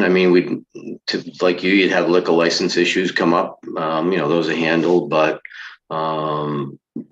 adopting, and implementing a water master plan or a master plan or those kind of things. Lots of discussion. So it doesn't necessarily happen every month, but the ability to do that is there on a meeting by meeting basis if it needs to be done. And so it's Matt again, so I guess the finance committee, instead of being a winter job, getting ready for town meeting, they would be on call fairly constantly? Are they still part of the process? So almost, and I think Franklin is the only community left that has a finance committee that has a city. Typically, a city form of government would have a ways and means subcommittee, or name something else that would work on the budget. In the case of Franklin, the town administrator by charter is responsible for developing the budget for the town and schools. And the capital plan, it get reviewed by the finance committee, but they meet 4 times in a whole year to review the budget. But the reality is the council gets to decide. It's much, much different than a town meeting where a finance committee, having served on one, gets up and their recommendations are weighed very heavily because they're talking to folks that aren't engaged in the process on a daily or weekly basis. The citizens show up once a year, and versus the council is much more engaged in the financial affairs, at least the awareness of them. So I don't know any other city that has a finance committee. Every charter is a compromise. And in Franklin's case, they simply said, we don't want to have a town meeting and we don't want select board members anymore. So we're going to have council and a town administrator, CEO, and we still elect like the planning board and the board of health, even though most folks don't do that anymore. In a city, that just doesn't happen. So it was a compromise. You give a chance for Andrew and Julie to chime in, but I want to sneak in a question of what are the advantages of a town meeting form of government as well? Like, what did you lose by moving away from that? Sneak that one in there as well. Back to me. I was going to actually ask Andrew or Julie if they want to chime in real quick. Yeah, sure. So my experience is almost the opposite of Jeff's. I worked in the city planning form of government for 23 years, where our city council in Worcester met every week. They meet every Tuesday night. And it is very difficult to manage the agendas, but they did have a good system in that every other week was the city council agenda versus the city manager agenda.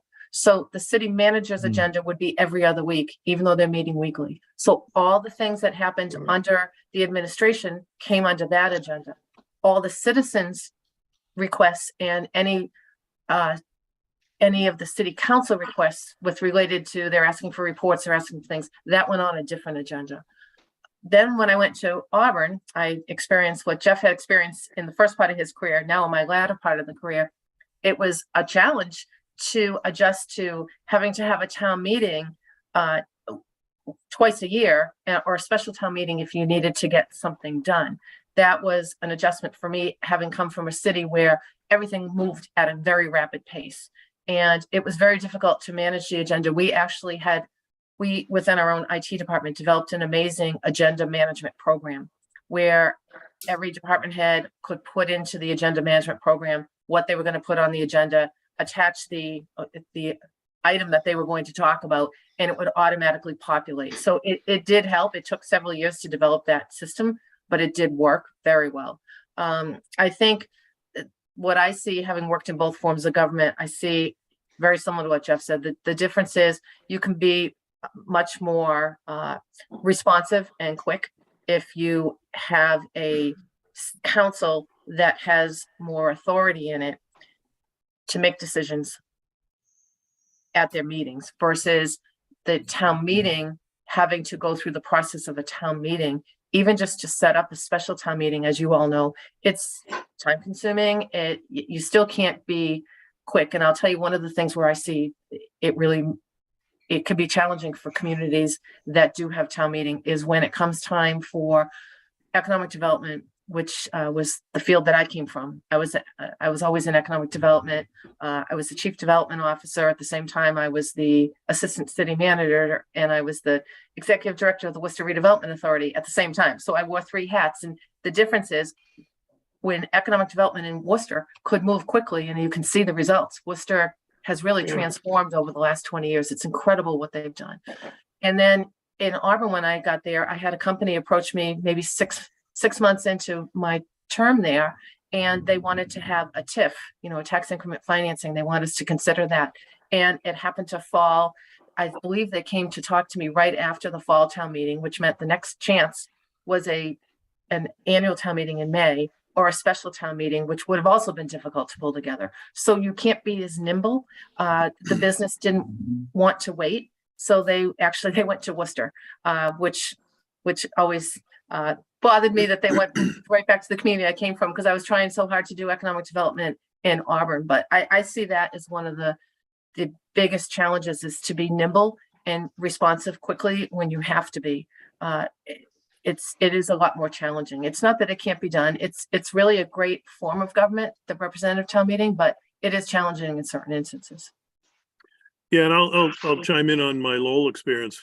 I think when I got there, the council was meeting weekly, except in the summertime, they would dial it back to every other week.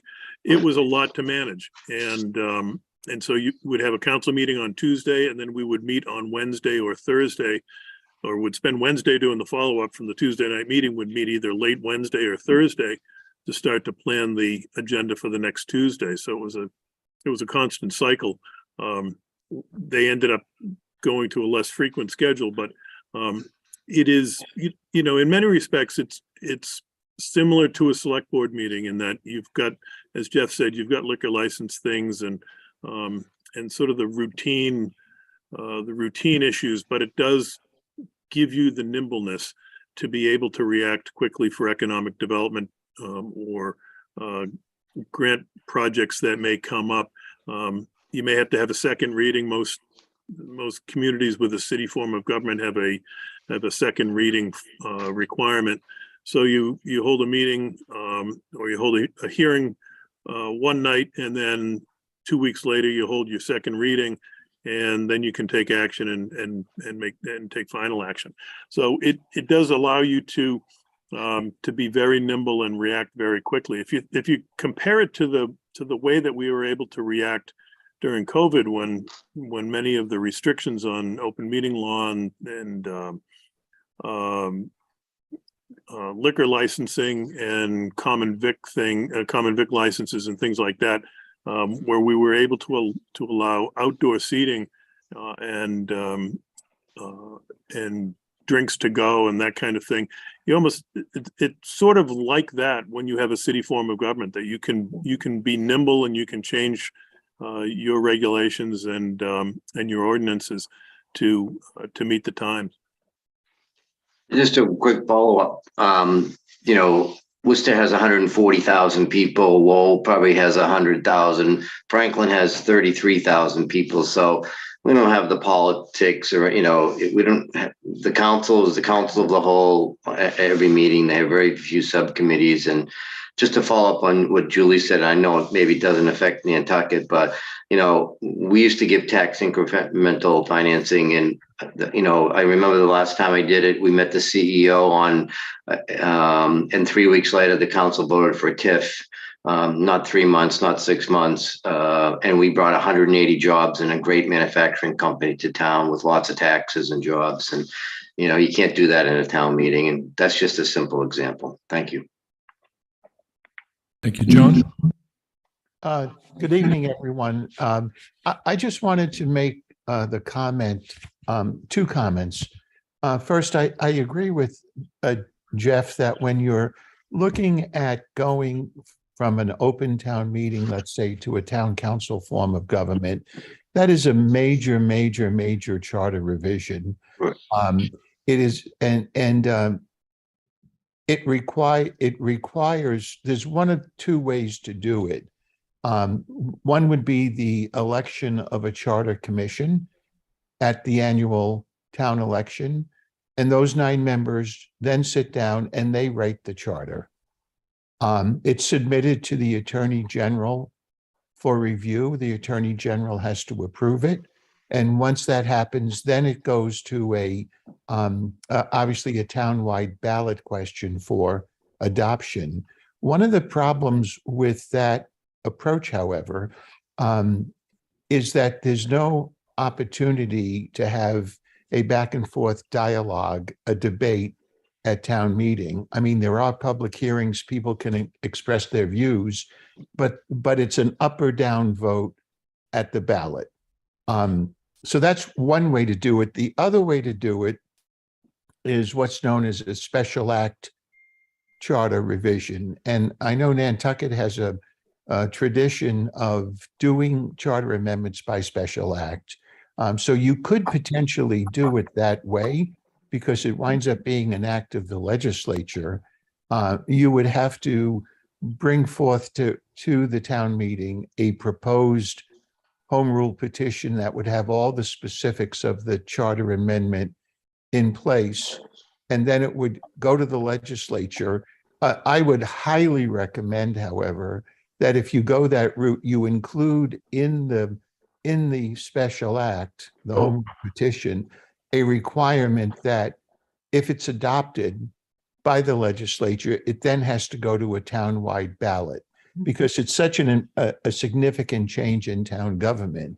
And even if you didn't include that provision, in all likelihood, the legislature would add that as a requirement. And of course, it would provide an opportunity for the town meeting to, for the voters to debate this at a town meeting session.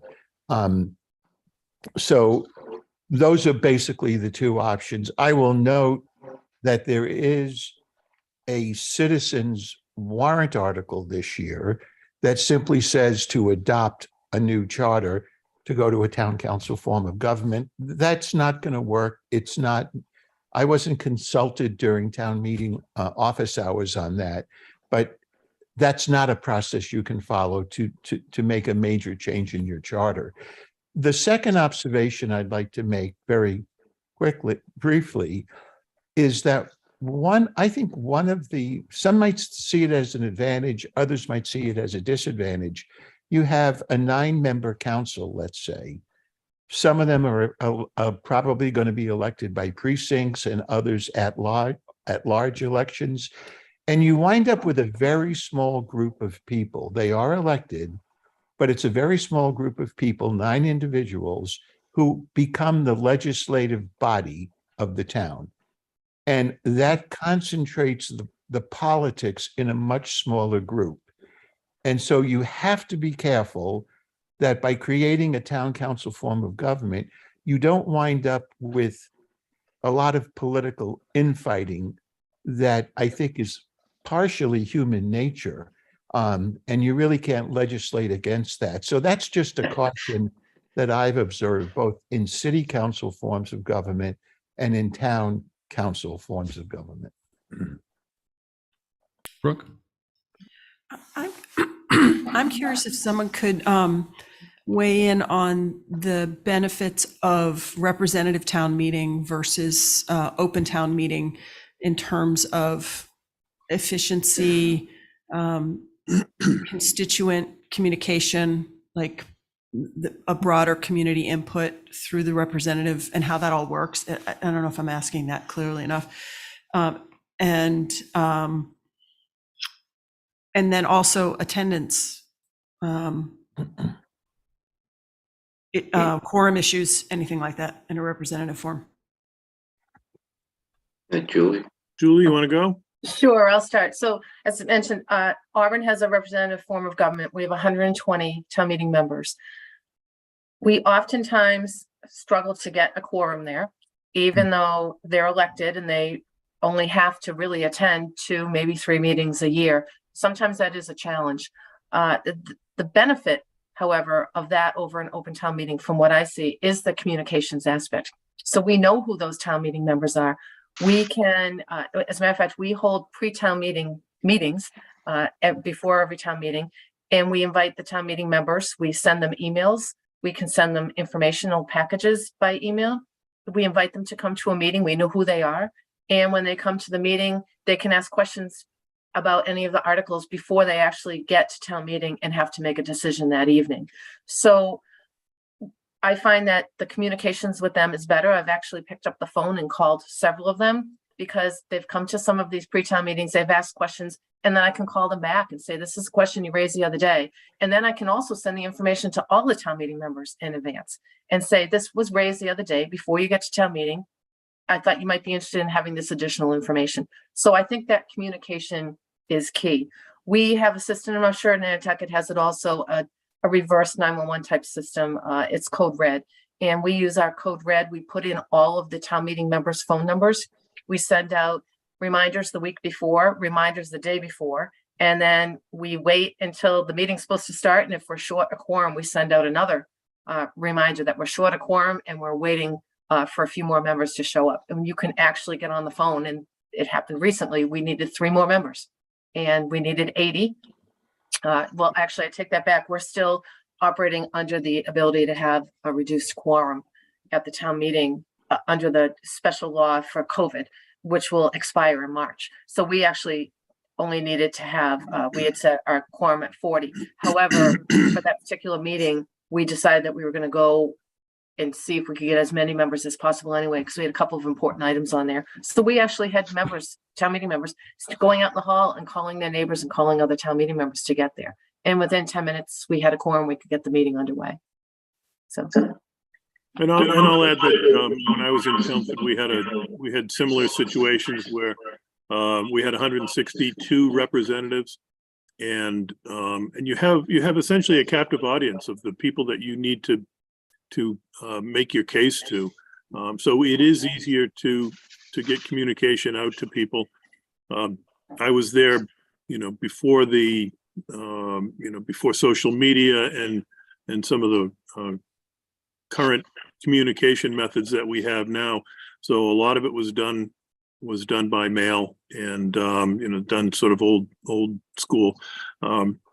In terms of Brooke, the question you asked about attendance, there was an issue there at the time of members not attending on a regular basis. I don't ever remember that they didn't get quorum, and I don't remember what the quorum requirement was at the time. But they did put in some requirements for attendance at meetings. I think they had to go to at least half of the meetings in a given year, and then if they fell below that, they could be removed by I forget if it was the moderator or the clerk. But you can build in safeguards to make sure that happens. On the flip side of that is what we see or what I see in open town meeting forums now, which is we struggle in the community that I'm in to get a quorum. We had a special town meeting a couple of weeks ago. I think we had 104 people in attendance. Our quorum is 100. And last year at our annual, I think we were under 120. So we're often precariously perched on the edge of not having a quorum, and it obviously becomes a challenge if you're trying to pass a budget for the year to come, and you don't have a quorum. There's a lot of ramifications to that. John? Yeah, so I think the issue that I see with a representative town meeting, and I'd be interested in hearing from our distinguished guests what they think, and this is not scientific, but I think a representative town meeting tends to take longer to conclude than an open town meeting, because you have elected town meeting representatives. A lot of them obviously take their jobs very seriously. They have a lot of questions. There's a lot of debate. And there are examples where town meeting can go on 3, 4, 5, 6 nights. Nantucket has a fabulous system at town meeting, in my experience, which is the entire warrant can be potentially a consent agenda, and voters have to ask that articles be removed. And while there's oftentimes 120 warrant articles, you may wind up with 90 of them being passed by consent, and then you only debate the 30. So that's a very efficient way to deal with a very large, complex warrant. I suppose you could have that same system at a representative town meeting, but I do think, again, the more you concentrate the legislative body into a smaller group, I think you tend to the potential for political posturing is something that it should be a real concern and needs to be managed carefully. Jeff? So just two comments. Just by way of background, as you know, New England's the only part of the country that actually has town meetings. So 90-something% of governments have council of mayors or managers. But just on the representative town meeting, my most recent experience when I retired, I spent 13 months in the Brookline town clerk's office running elections and town meetings. And they have a representative town meeting that and you have to be careful. They have their own world. They have their own agenda. They bring things up at the put warrant articles on. They're contrary to what the select board is trying to attempt to do. So might not be true in a lot of places, but they create as much, at least my experience was they were trying to create as much chaos as accomplish things, because they put so much extra you voted on things that created so much staff time, and maybe not what the chief elected officials were trying to accomplish. So it was a mixed blessing. The communication absolutely was true, but I also been in places where quorums were an issue, whether it was open or representative. Thank you. Thanks, Jeff. I have a question / comment. I want to get your guys' opinion on this. So, and I've only been going to town meeting here for probably 15 years, so not too long. But what I have seen is, or what I've heard is, a lot of people say it's a great form of government because anybody can come and speak at town meeting. We have 9,300 registered voters. Anybody can come and speak, and I've seen that kind of go away. John's right. We have 120 articles, 90 pass, and we debate 30. But articles that we've been working on, people in the public, town admin, departments, select board, everybody, consultants for over a year or two, and it goes to town meeting floor, and 5 people talk, and someone calls the question, and it passes. So I've seen that happening more in the last 5 or 6 years, and that tells me that I don't think our town meeting form of government allows everyone to be heard anyway, but it definitely doesn't now, because people are trying to get through. They don't have 2 days to sit through the town meeting articles. So they call it a question quick and we all pass it. So how do is everyone heard more in a town council form of government? This is one of our issues. Well, I think you have the opportunity to be heard, as Andrew said. There's anything important, there's 2 readings, certainly zoning, there's a couple public hearings. So it's like coming to a select board's meeting to have Zoom in this day and age, to have your voice heard. So I can't say every town meeting is a little different. Sometimes the moderator wouldn't let people call a question in places I've worked. But I can tell you, when I worked in Stoneham, first night of town meeting, 300 people, second night of town meeting, 32 or whatever. And the decisions weren't any less important in the second night. They ended up having a 0 quorum by bylaw because they couldn't get people to show up. So every place is a little different, and the challenge is not unique to you. I can be in through the chair just quickly on John's comment too on whether the meetings go longer. I've been fortunate, but in Auburn, we've never had a town meeting go more than one night. Sometimes we're out of there in 2 hours. And sometimes we're out of there in, maybe up to 4 hours, but it does move fairly quickly. And I think it's because we're able to do the pre-education prior to the meeting. We also, sometimes we will tape things and put it on our website and inform the town meeting members that we have a presentation for them to watch if they'd like to look at it and get more information on it.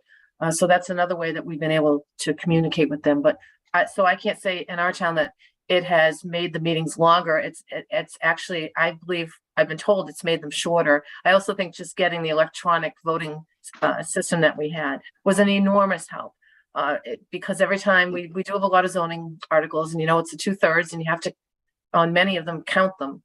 So that really helped move the town meeting along. And I think that's taken away some of the questions that have come up is, did they really vote that way? Who voted which way? Were there enough votes? So that's been a huge help to us. And again, that's because we have representative town meeting and we can do that.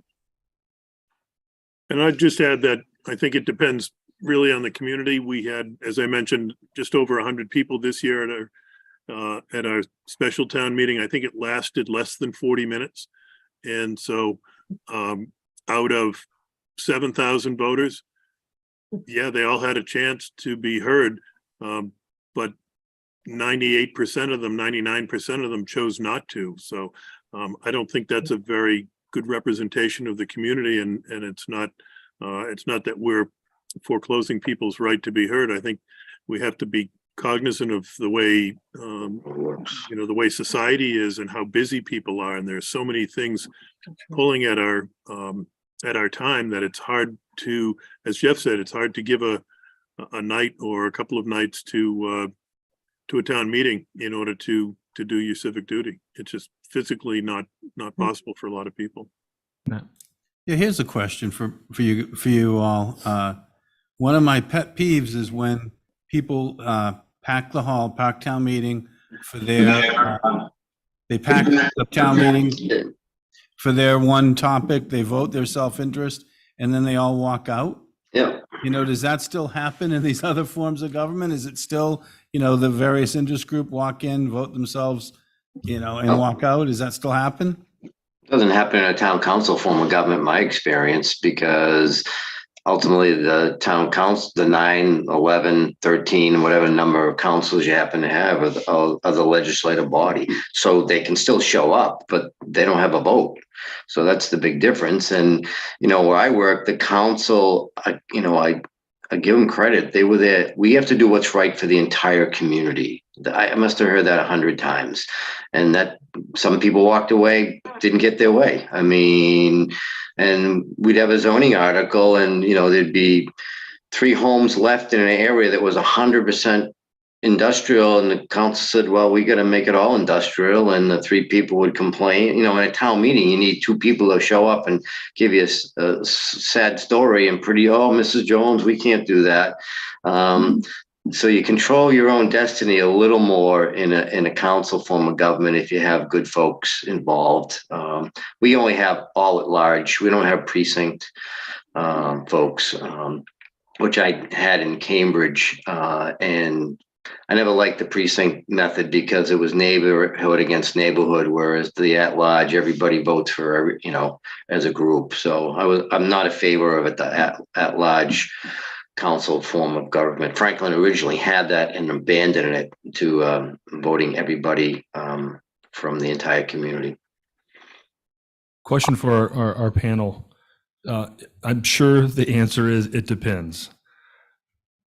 Would a town council form of government be more representative of our year-round community? Because if you look at our town meeting, the 600 to 800 people who show up, it does not look like our year-round community. It's just not representative. I don't mean representative form of government, but it's not representative. Is there a chance for that to be more in town council, or is it just depends on the community? Well, if you're a registered voter, you get to run for office. So, age and residency, the qualifications to get elected. So I'm not sure in Nantucket if you have folks showing up that own homes, if they're registered, they get to vote, right? I think the council, I don't know if they'd be on a council because they have to be there all year round. Those showing up to the council meetings, is there more chance for, at least for that? There's more access there. I mean, there's access here, select board meetings, but I'm just wondering if there's a chance for more inclusion. I think there's a greater likelihood that you're going to get your year-round population because the council's meeting year-round, and right. The legislature is meeting year-round. So, and you can also structure the decision-making if you wanted to be more focused on the year-round population. Maybe you don't want to do zoning in the summertime. Maybe you'd rather do zoning off-season, where you're less likely to have non-residents influencing it. But really, because it's a year-round commitment, it almost by nature has to be your year-round population, your permanent population. Brooke, do you know what I'm trying to ask? Yeah, I think what Jason's saying is we have a very ethnically, racially, and age diverse community that is not reflected in our attendance at town meeting. Thank you. And so I'll just hit the ball over the whatever. I was use going to say sports something. metaphors. I'm glad you spoke. I would have said it a lot worse. Yeah. So anyway, I think that's what Jason was getting at. But I also think, when I look at this, that the idea of going to town meeting and having to address 100 things that don't matter to you in order to be able to influence the one that really matters to you changes when you have town council, because when the thing that really matters to you is on an agenda, You show up, right? you show up and you bring your constituency and you Correct. speak. Correct. And you don't have to sit through 2 days and lose work for our hourly workers and so forth. So I actually feel as though there might be more ability for people to voice their perspective in a town council form of government. But I do realize there's things that you give up. I appreciate the citizen warrant article very much. I've used it myself, and well, you can have that. Excuse me. You can still do that in a council form of government. That's in our charter. If you get enough signatures, I mean, it's not 10, but you certainly can have those kind of checks and balances written into your charter. And so for instance, our charter, we still, the budget just says it has to be done by June 30th. So the council can decide when that's going to be. It's usually in May, but there is ways to ensure the ability to participate in the process. Yeah, and Mr. Chair, I would also add that with a town council form of government, Jeff was referring to initiative petitions. And there's a process for citizens to bring matters before the council. There's also, in most of those charters, a referendum provision, so that if the council goes crazy and enacts something that is really, you can recall it. Right? You can. There's a process to get a ballot question to overturn that decision. So there are ways to provide checks and balances on the 9 people who are on the council. We're familiar with the recall process. Dawn, you have? It's curious how many signatures it takes for a citizen. Well, I'm talking about a referendum process. So it's a particular measure that is passed by the council can potentially be overturned at the ballot box through a referendum process. So how many signatures would that take, John? I'd have to look at the population charters. You would designate that in your charter. Okay. But so if you wanted people to be able to bring something before, like a citizen's article, you would designate like you need 100 signatures or something. Yes. No. No. To me, it has to be egregious. So I don't know how many voters you have, but you might want like 300 or 400. It just can't be, geez, my neighborhood doesn't like what happened in my neighborhood. Not for the referendum. I mean, if someone wants to initiate like a citizen's warrant. I'm sorry. Yes. No, I would agree on that. I would think it maybe even more than that, like right. 1,000. Okay. But you're right. But yeah, and are the counselors paid like how the select board gets a stipend? So in Franklin, no public officials paid, but that's a decision that's in the charter. Most councils get paid. Select board, it's so that's a local decision based on your charter. I think we would have more diversity if there was some better compensation.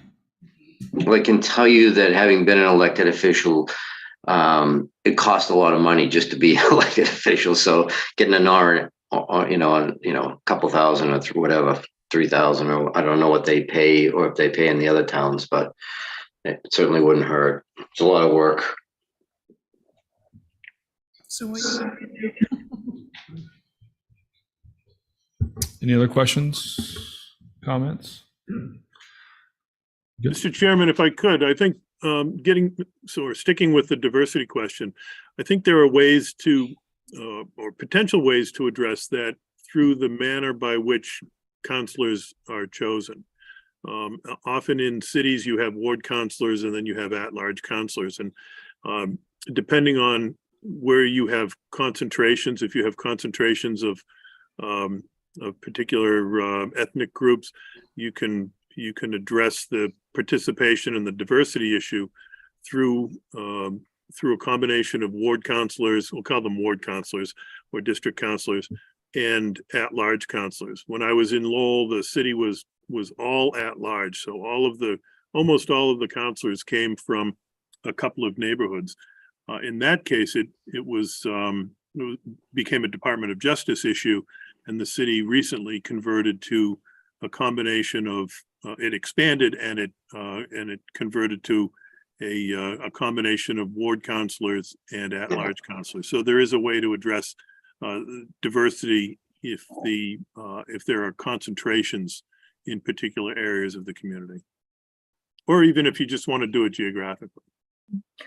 I think that's a great, I think a combination is a great idea, because then you're getting some representation from different parts of the island, and maybe it'll be diversity, but you're also getting, at large. I think a combination sort of sounds like it would be able to serve a few different purposes. One thing that we've, One thing we've done to try to encourage more citizen engagement, because it's not just trying to get members to run for representative town meeting, but it's trying to get members of the community to volunteer for boards and commissions and committees. And that's such a challenge for all of us. No one has the time. Everyone's juggling jobs and children, and it's very difficult to get people to be able to volunteer, especially for our regulatory boards and commissions, because they meet so much more often. But one of the things that we started to do, just to try to engage a broader segment of the population, so it wasn't always the same people coming forward. We have a Citizens Leadership Academy that it was on hold for COVID, and hopefully we'll be getting back to it. But we have a Citizen Leadership Academy. It's about 5 months, and we meet every week. And every week, the people who are enrolled in the academy were in a different part of the government. So every week, one time they're at the fire department, and we always tease that everyone likes the night of the fire department because they get to ride on the engines and see all the fun equipment they have. But believe it or not, the night they go to DPW, they get to see the animal shelter. They get to see all the plowing equipment. We actually took them into the pump stations, which was a big hit.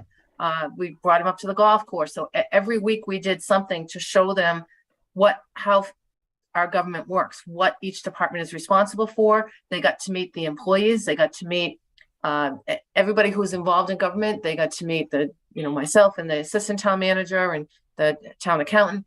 And we really tried to drill into them how government works, what each department's responsible for, and how complex it is. And as a result, we've actually had graduates of the Citizens Leadership Academy who are now town meeting members. So they're coming in with a really strong knowledge of government, as opposed to just running and not having any idea what they do when they get there.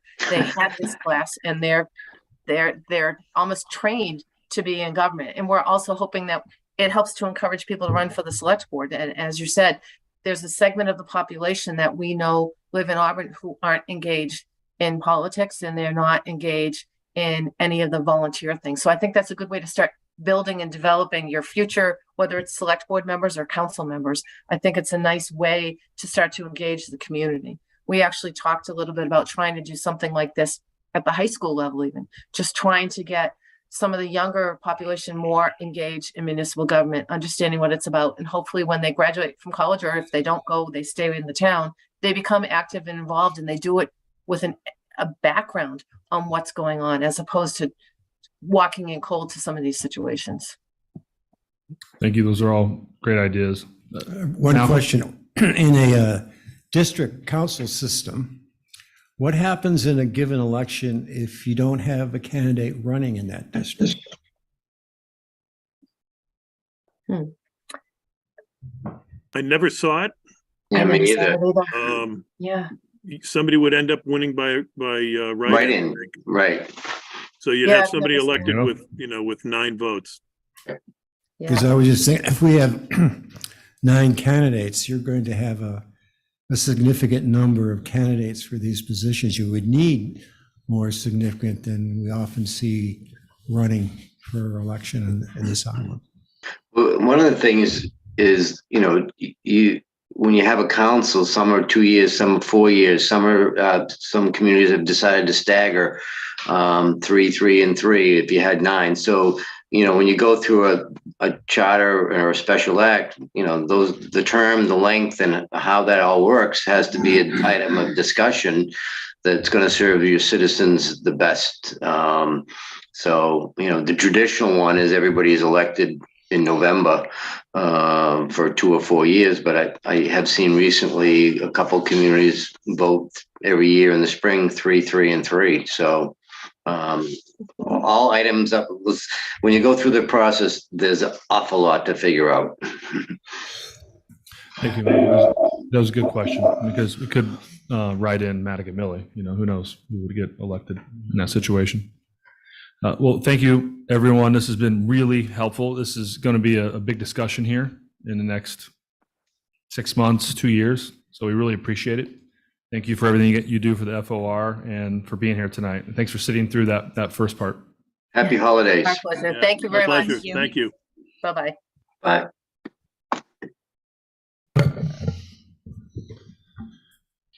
That was 2 great discussions already today. So we're going to move on to a discussion regarding potential short-term rental general bylaw articles for the 2023 annual town meeting or future town meeting.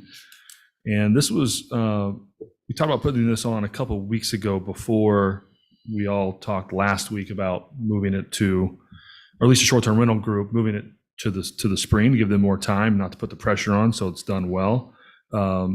Brooke has some thoughts on this of potential discussion here, so I want to put over to you. So I've been talking about this from the perspective of where we were at last annual town meeting, and that the community voted to go with a regulatory framework and not a zoning bylaw, sort of in that order. And then we've since come to understand that some of the things that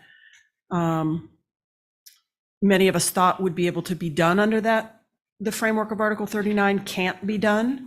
And so while the short-term rental work group was tasked with addressing zoning, my feeling is that there's a whole other piece of this that's now missing, which is a regulatory bylaw that would allow regulations around number of licenses, locations, operators, and so forth, that is not built into the Article 39 framework that we voted on at town meeting. So I wanted to just ask the question of this board and the community, do we want to do sort of a 39B at the spring town meeting?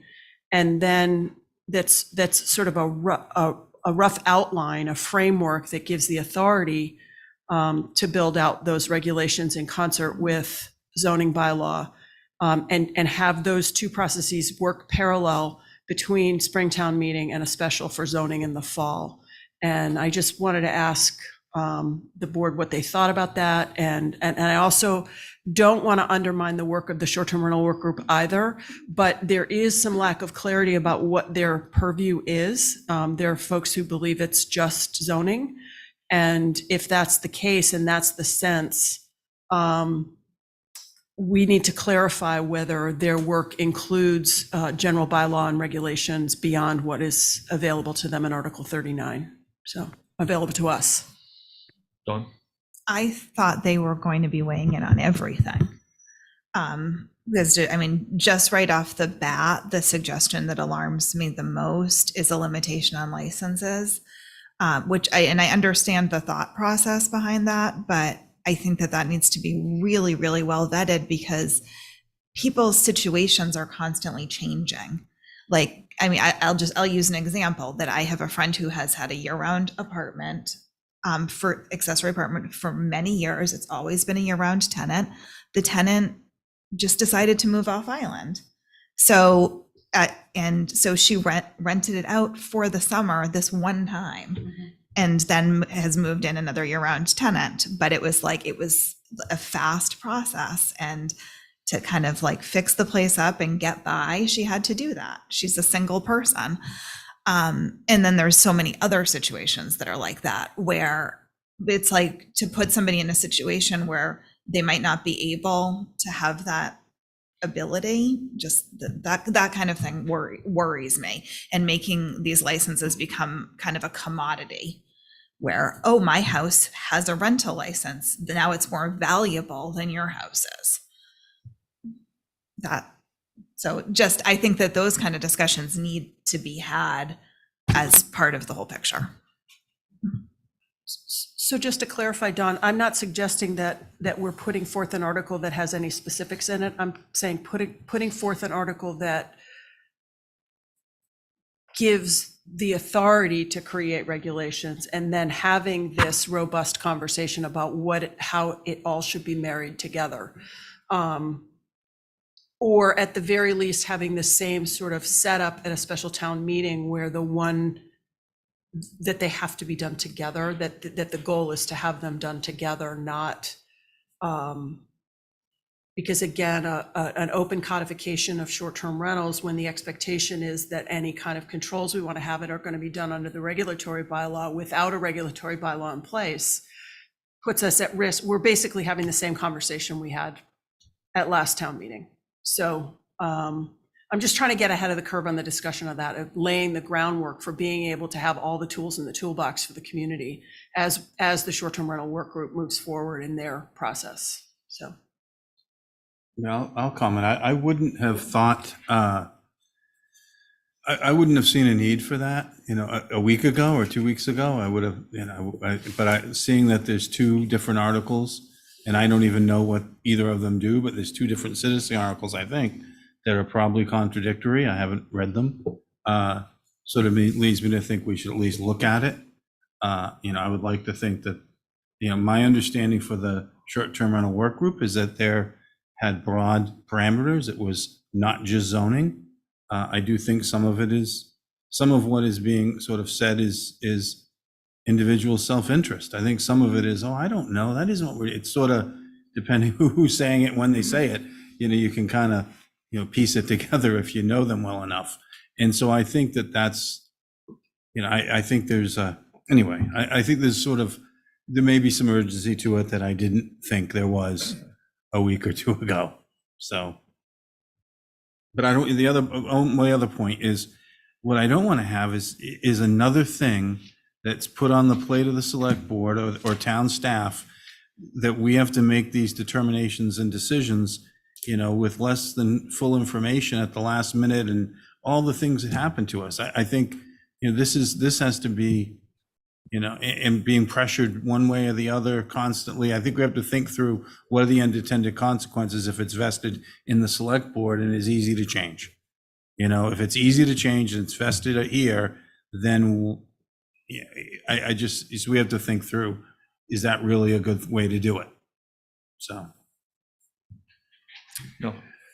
In my understanding of the working group, it was not just zoning. And in fact, at one point in the working group, there was a discussion themselves about different ways to go. I think I was not happy about giving them an extension of time, because I think they've spent a lot of time arguing about procedures and not their mandate. But now that we have given them extra time, there's no reason they shouldn't go back to what I think most of us think their original mandate was, which was very clear, I thought. I'm not sure how clear it was at town meeting, because it was Article 42, right? Which was zoning. They said, let's bring this back, have them work on it. But they didn't say either way, right? It wasn't that clear, but I think it's become more clear. Yeah, you can't do zoning without the regulations, even if you don't do zoning, and it's all intertwined. And I'm afraid we're going to end up, whenever we get that group report, it's only going to be so narrowed on zoning, and then we're going to have another working group undo the working group of the working groups. And then pretty soon we'll have 3 working groups. We'll have a regulatory working group, a zoning working group. So let's focus it back to that working group. Yeah, I would agree. I mean, they did have a discussion about how the best approaches between general bylaw, so they both should be being proposed. And I think that it should be more fully vetted once the rental registration is in place, which is a whole, massive beginning process that people have a million questions about already. And we're not, like, that's not even fully set up and working yet. This is going to take time to do it correctly, just like our conversation tonight about making the HTC work more effectively. It's got to be vetted. I actually completely agree. And the reason I wanted to have this discussion is because there are people in the community who are still expressing to me that they thought that the mandate of the short-term rental work group was zoning, that Articles 42 and 43 were referred to a work group. And I know that they've been having other discussions, and I just wanted this to be clear in this venue because not everyone's watching the short-term rental work group meetings. And I just wanted to have this conversation for clarity and just to talk about process and timing. I'm not committed one way or the other to when this should happen and I do think that it needs to be a complete system that combines regulatory bylaw with zoning bylaw in ways that, to the best of our ability, we understand intended and unintended consequences of the choices we make. And so it's very clear to me that is not going to happen by Springtown meeting. I think we're all on the same page in agreement here. We're just trying to figure out that we're all on the same page. Yep. And so, yeah, I'm getting to them. Yep. Dave? Hi, I'm going to try to tiptoe through the tulips on this one. I am speaking for myself and not for the work group, not for the planning board, just for myself. And I'm not trying to sell you guys on anything here. I just kind of want to present the picture for you. As Brooke said, I think the intention of the planning board when we originally brought forward the 2 articles was to install a regulatory framework, but not create regulations. So the idea was to give you guys the ability in an agile, surgical kind of way on how to regulate. And so it's up to you guys, right? I'm not trying to sell it to you, but that clearly didn't come through in the article as it was intended. And so, as Brooke said, it's a set of tools that would be provided to you all to regulate on the things that Brooke listed, but no regulation. The regulation is up to the work group or you guys, but it just seats the ability here and makes it, I think, a more accessible thing instead of having to go back to town meeting to regulate or go back to town meeting, you're gonna wait a year. If there's unintended consequences, they won't be able to be resolved for a year. So I just think that when you guys make this decision, you should just think about what is the most accessible way to regulate when we get there, instead of having to wait for a town meeting or anything else. And I think that's just the point that Brooke's trying to make. If you guys as a board or the work group comes to you because they decide that that's what they want to do, I think it's something you guys should definitely give some thought to. Thanks. Okay, so tell me if I'm close here. So we're looking to kind of do a redo of 39 to strengthen this, to give us all, wherever that may be, the chance to put regulations in. We're not asking to put the regulations in, and that can come from the short-term rental group. That can come from us. That can come from once we have the data, and hopefully that we're going to get this next year. So you're asking to kind of do a redo-ish? I guess I'm considering the idea of building the skeleton to its full extent. We only built half the skeleton with Article 39. And what I'm suggesting is we should finish that job. And then the short-term rental work group has existing the ability to add specific tools under the regulatory framework as part of their recommendation to the community in a fall town meeting.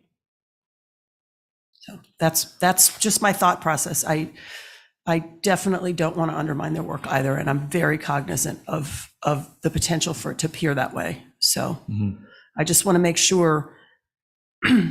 I mean, I think the community thought they were getting something out of Article 39 that they didn't get, and I just think we should reflect on that. Right. And will you explain that, especially even for the public, or what?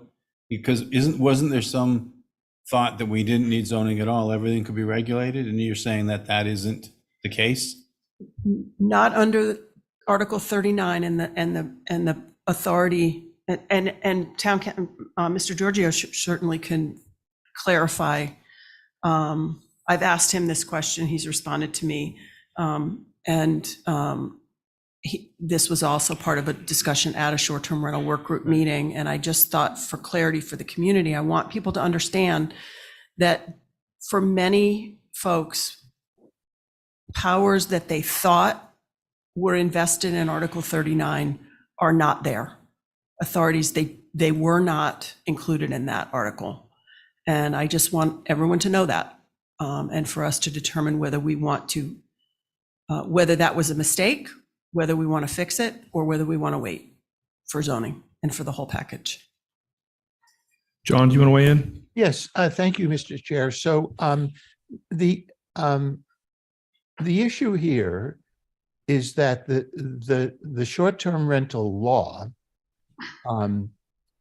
says that a municipality may regulate the operation of short-term rentals by bylaw. It doesn't specify whether it's zoning or a general bylaw. And we recently provided an extensive response to the work group of a number of legal questions that they had at the outset.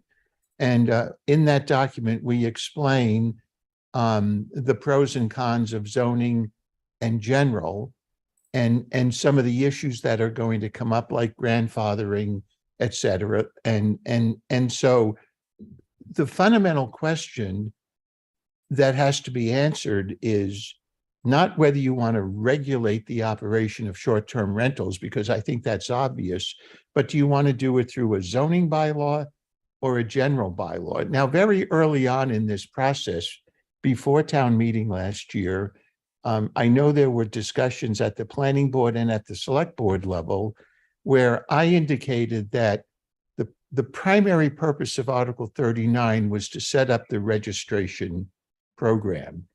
And yes, we did authorize the Board of Health, with the approval of the Select Board, to adopt regulations implementing that program, and also, regulating the operation with respect to nuisance issues. But ultimately, if the town wanted to limit the number of short-term rentals, distinguish among class of operators, or to limit the number of days that a property owner could rent their property, I think it's pretty clear under Section 14 of Chapter 64L is that, 64G, that has to be done by bylaw. And it can, and either zoning or general. Now, since all that discussion, we've had, there's been a recent case that was rendered by this SJC, the Supreme Judicial Court, which upheld a town of Bourne general bylaw that prohibited marijuana retail establishments. And we had provided during this process a very detailed memo on the difference between zoning and general bylaws. And the decision in that Bourne case pretty much reiterated what we had said in our prior memorandum. I also have mentioned this issue of can you regulate on the basis of whether it's your primary residence or not. And last August, there was a federal court decision that said you cannot regulate based on the primary residence because that violates the interstate commerce clause. So there are a lot of different legal issues at play here. And I think the work group and the select board and ultimately town meeting is going to have to decide what is the best approach here. Obviously, the benefit, or maybe it's a detriment, of regulating by general bylaw is there's no grandfathering. Whatever bylaw you adopt, it's going to apply across the board with no grandfathering. If you go the zoning route, then there is a prior there is a certain level of grandfathering, depending upon whether the use was legal before the bylaw took effect. My recommendation is that you obviously, was it last week, we finally got the approval from the Attorney General on Article 39. And I think you need to get the registration program up and running.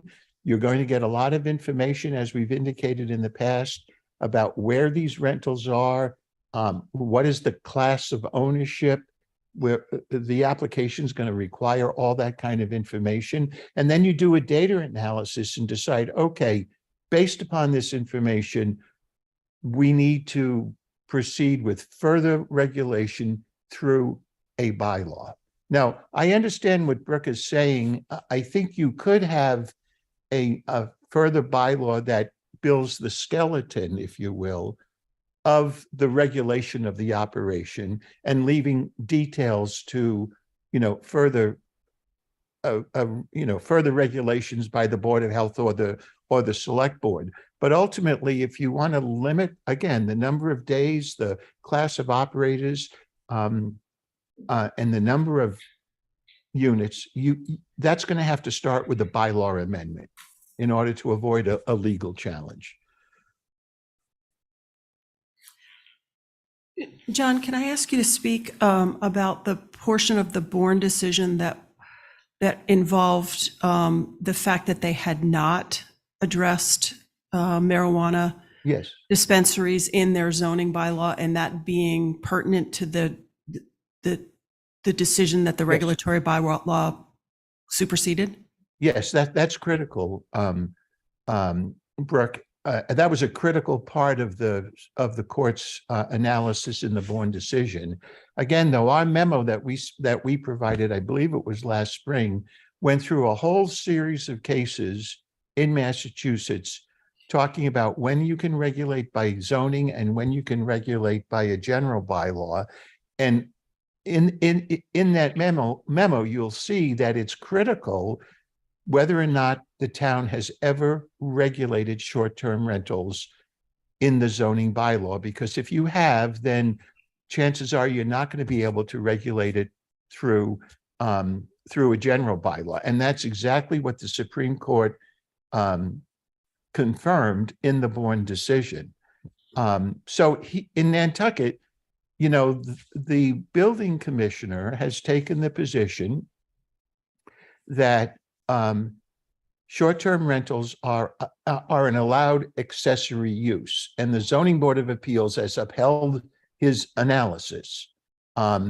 So you have not regulated short-term rentals under zoning because you don't have any specific zoning bylaws that regulate this particular use.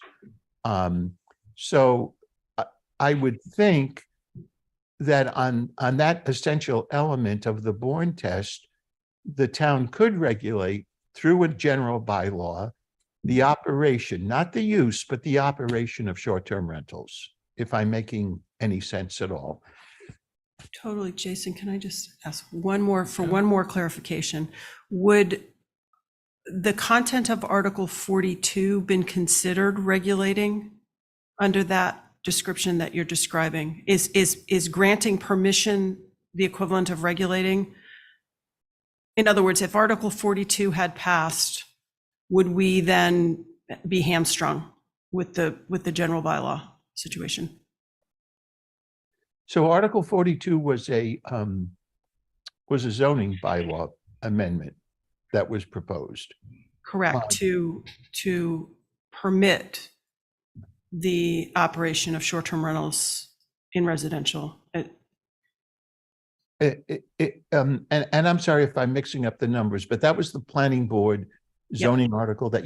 So that would have allowed short-term rentals as of right anywhere on the island. Had that passed, you can't have conflicting general and zoning bylaws, obviously. So had Article 42 passed at town meeting, you would be in the position of allowing it as of right.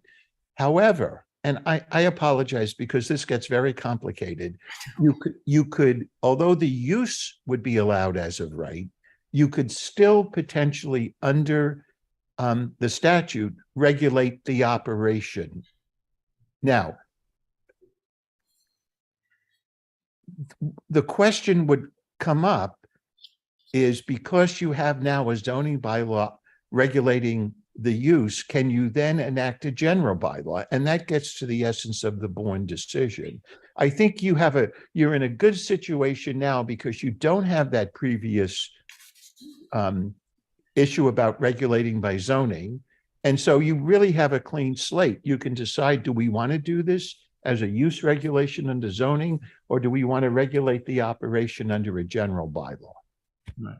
Because if we had allowed it everywhere by everyone and then tried to say under zoning and tried to say, we want it done this way with a regulation, it would be challenged and we may be in a difficult situation. Is that, am I reading that right? Matt, so you have to look at where we were then and where we are now. And I do think that Bourne decision is a critical element that we didn't have before. When was that decision issued? I believe it was July or August by the SJC, well after your town meeting. So now, again, it's a clean slate.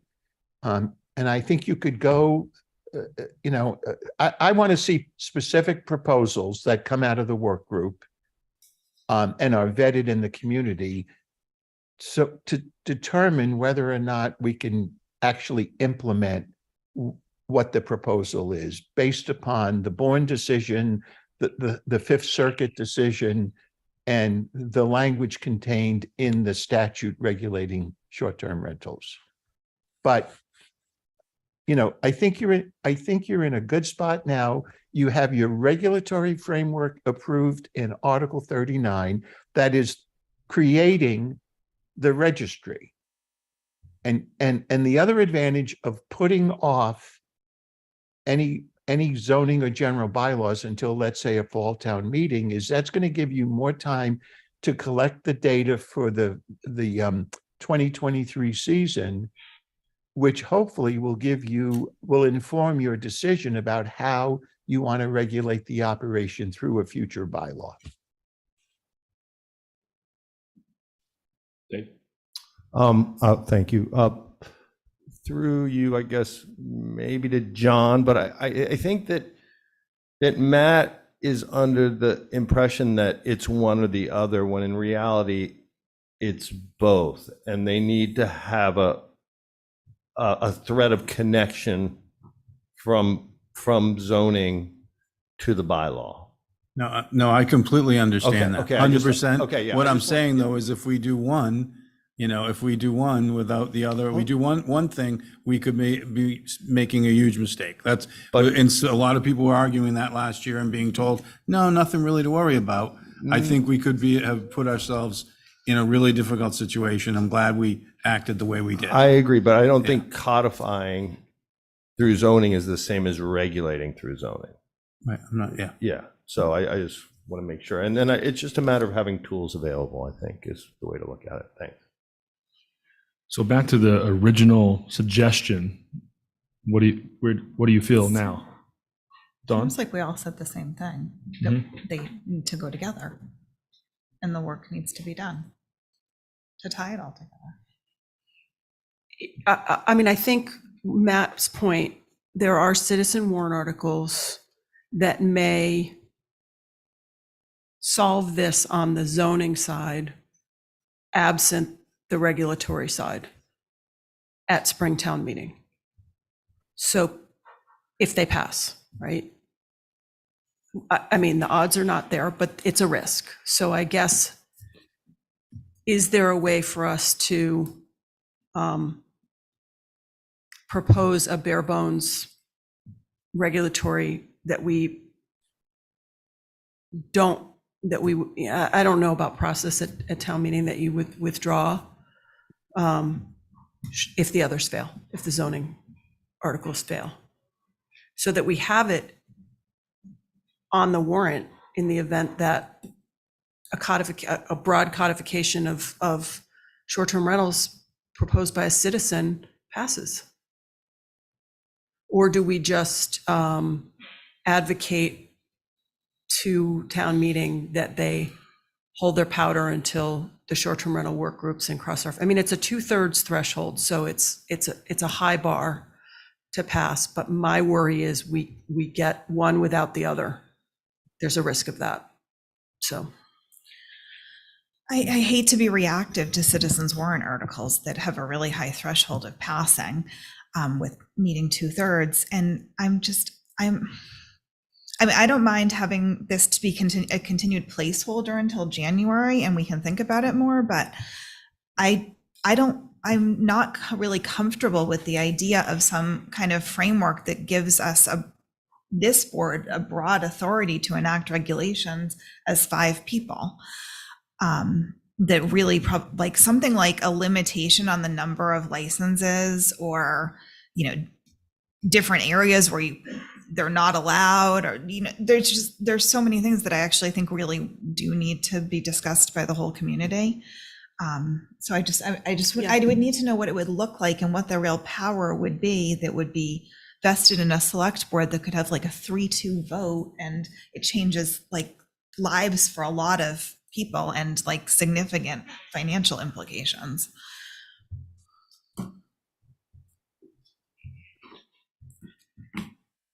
I agree with Dawn. We have to think about it a little more, but. Yeah.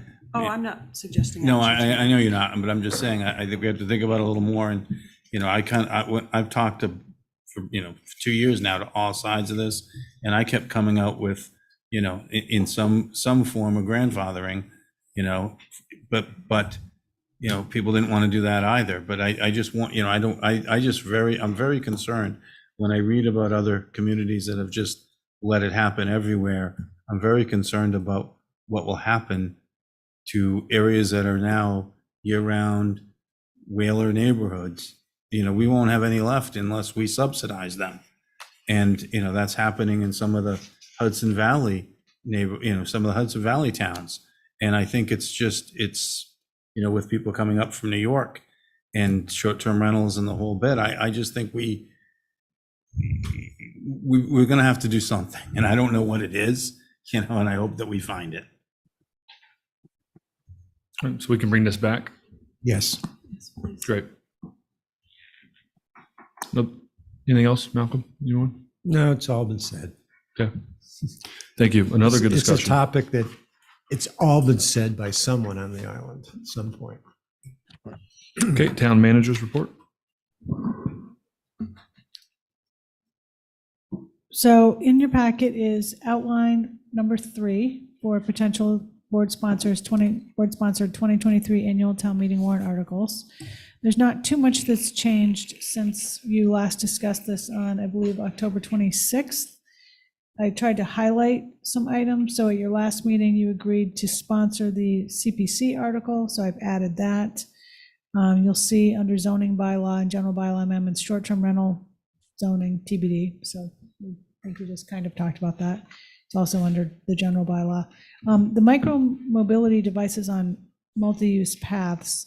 There was some discussion at your last meeting about this, and it was a little unclear to me whether the board wants town council to prepare an article for a bylaw amendment or a home rule petition, or what exactly we would be trying to regulate, or are we waiting on the bike pedestrian advisory committee for a recommendation? So I need some direction on that at some point sooner rather than later. Short-term rental, general bylaw, you just discussed that. Under home rule petitions, fertilizer ban, and you had some, so we know that that was a citizen warrant article, home rule petition, approved at last year's town meeting and is now pending before the legislature, not the Attorney General, the legislature. And I believe the general legal outlook is it's unlikely to pass. So there has been some discussion as to whether or not there should be some kind of home rule petition put forward by the board that might pass, but I'm not really sure what the parameters of that would be. So any questions about that, we would need John to answer, or is there a different approach that could be taken? So John, I might need you to act on that. And then you all had some discussion a few weeks ago about 5-year terms for select board members. And at your October 26th meeting, you agreed to get something prepared for that. So I asked John to work on that. Yeah. Okay. Real estate related items. One, in some discussions that we've had with the land bank, we have several potential real estate articles that we've been talking about, and I added one, which would be a parcel the town owns on Francis Street. This is where the kayak rental is. And the idea there is that the land bank is undertaking a conceptual design of, this is a very broad description, but sort of a coastal resilient Washington Street. And it possibly would be easier if they owned some contiguous parcels, which they do in that area. So we're having some discussion about it. We haven't, said we're definitely putting this forward or not, and it's not like an urgent matter because the conceptual design is going to take a little bit of time, but it's under discussion. And since your last meeting, of course, we have received the citizen articles now. So, John, would you be able to review the fertilizer ban matter? Sure. So you all may recall that at the last annual town meeting, I guess I had actually prepared an article for a home rule petition that would have not done a complete ban on fertilizer, but would have extended the statutory deadline for the town to further regulate fertilizer through, either a Board of Health regulation or a bylaw. And the reason why we did it that way was because the statute dealing with, it's called the Fertilizer Act, actually, contained a deadline by which local regulations had to be enacted. And of course, that deadline has come and gone. So the thought was maybe we could get a home rule petition adopted that would simply extend that deadline under the Fertilizer Act, again, so that the town could look at local regulation. That article did not pass at town meeting, and but the total ban citizens warrant article did pass. So one possibility for the board to consider would be to bring back that home rule petition again, and hopefully with a better explanation as to why that may be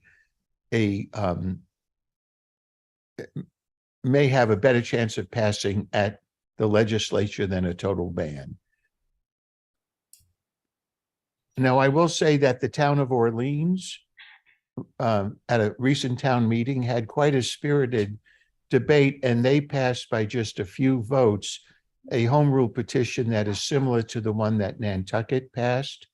And I think there are a couple of other towns that are looking at similar home rule petitions. So I think there is a building up of interest at the local level to try to get a ban in place. But again, I think that's going to meet some very, very strong headwinds at the legislature. Any thoughts on that? Something we're interested in bringing back, Brooke? I definitely am. I mean, I think the Natural Resources Department did a lot of work on revising the fertilizer regulations they presented to us, and then we found out that the window to implement them had closed. And so, you know, I would be in favor of reopening that window so we consider options in front of us.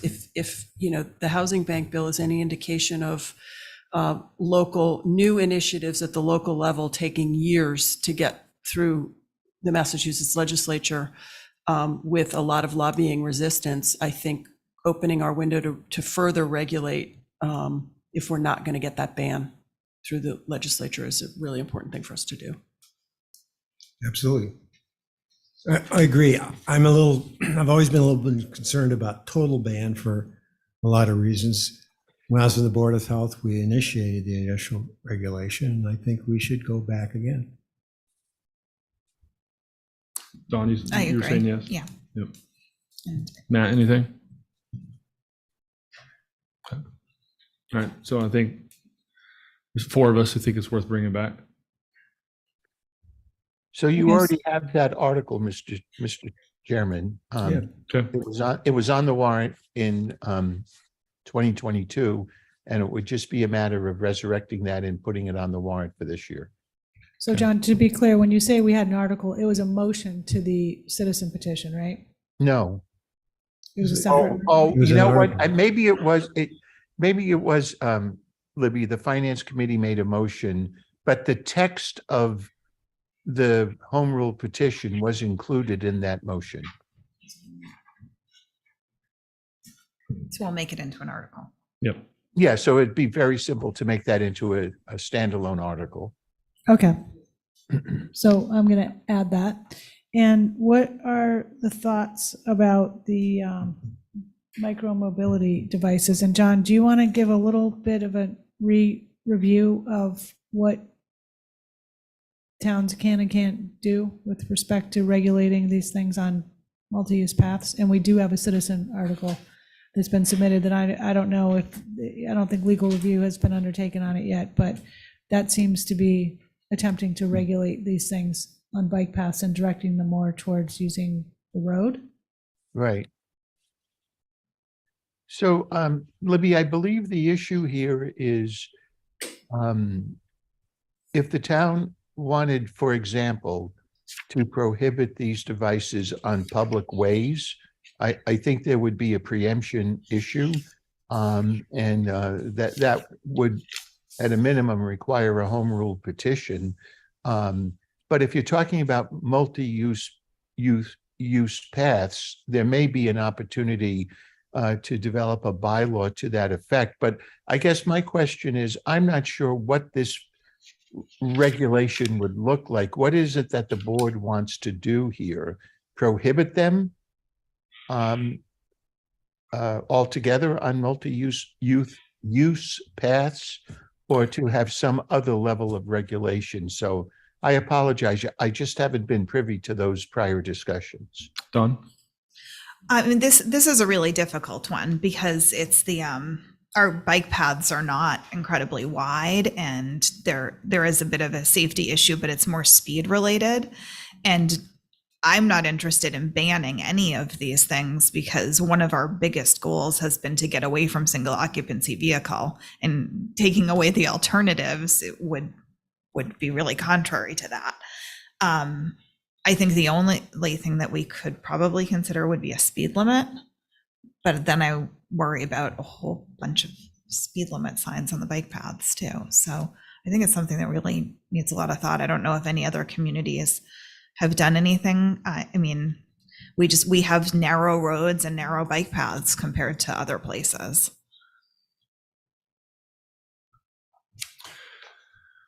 Yeah, I'd like to see BPAC take a crack at it and come back. I don't think BPAC wants to, wants to ban specific things either. But I think the issue really is, how do we get control of it and make it safer? And so that's.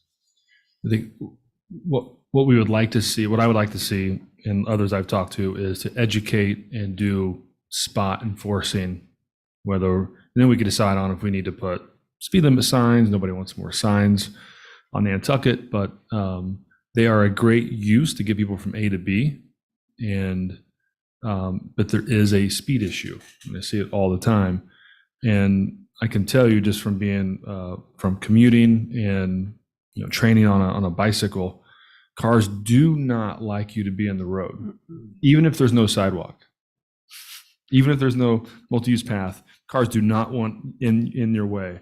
So I haven't really read the Citizen Warrant article, but it would be a mistake to try to force them all on the road, and we couldn't enforce it anyway. It's a bad idea.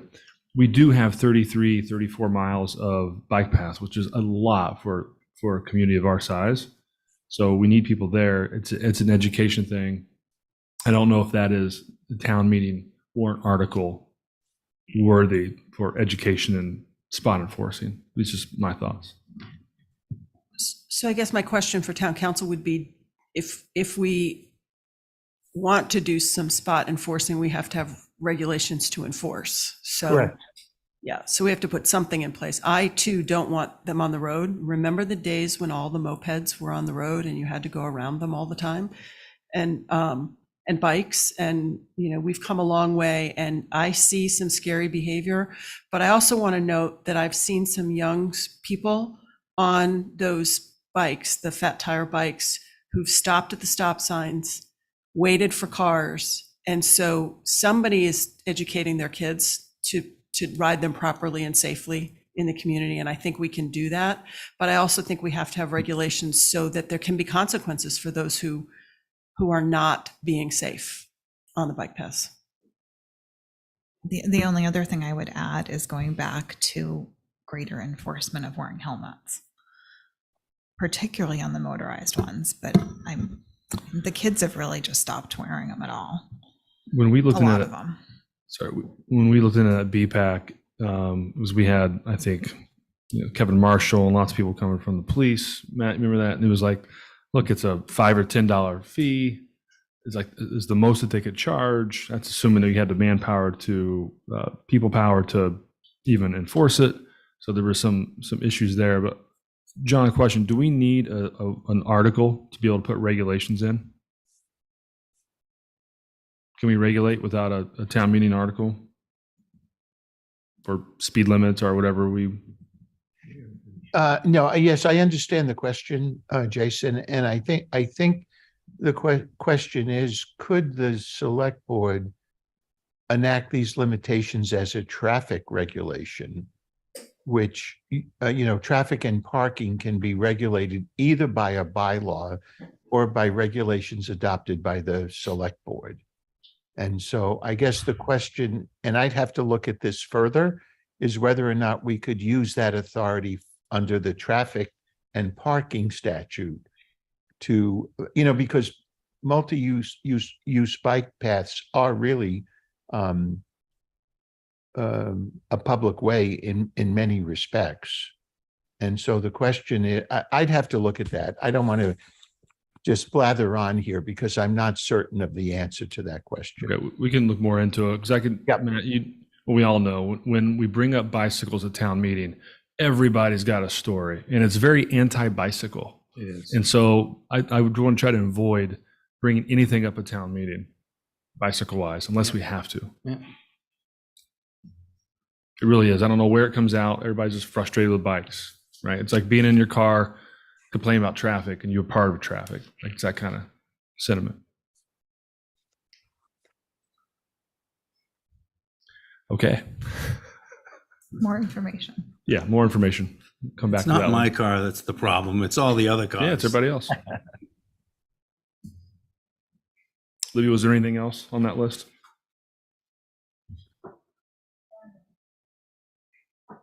Is it?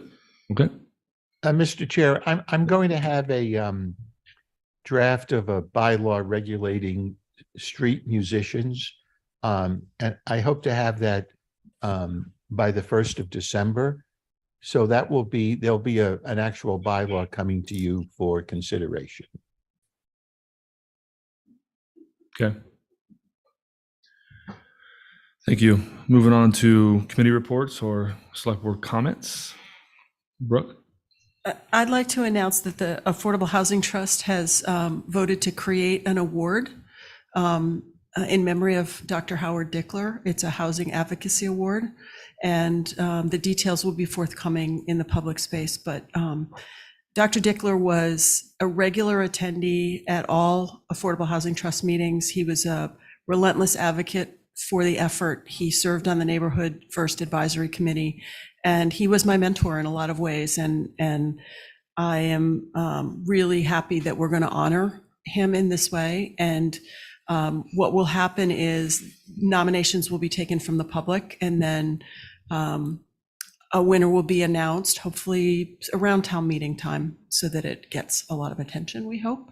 And that an honorarium will be donated to a housing organization in the name of the recipient, the winner, each year.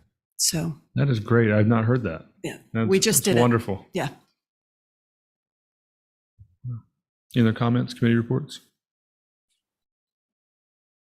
Okay, motion to adjourn? Second. All those in favor? Yes. Aye. Aye. Thank you, everyone. Yes. Malcolm wants to stay later. No.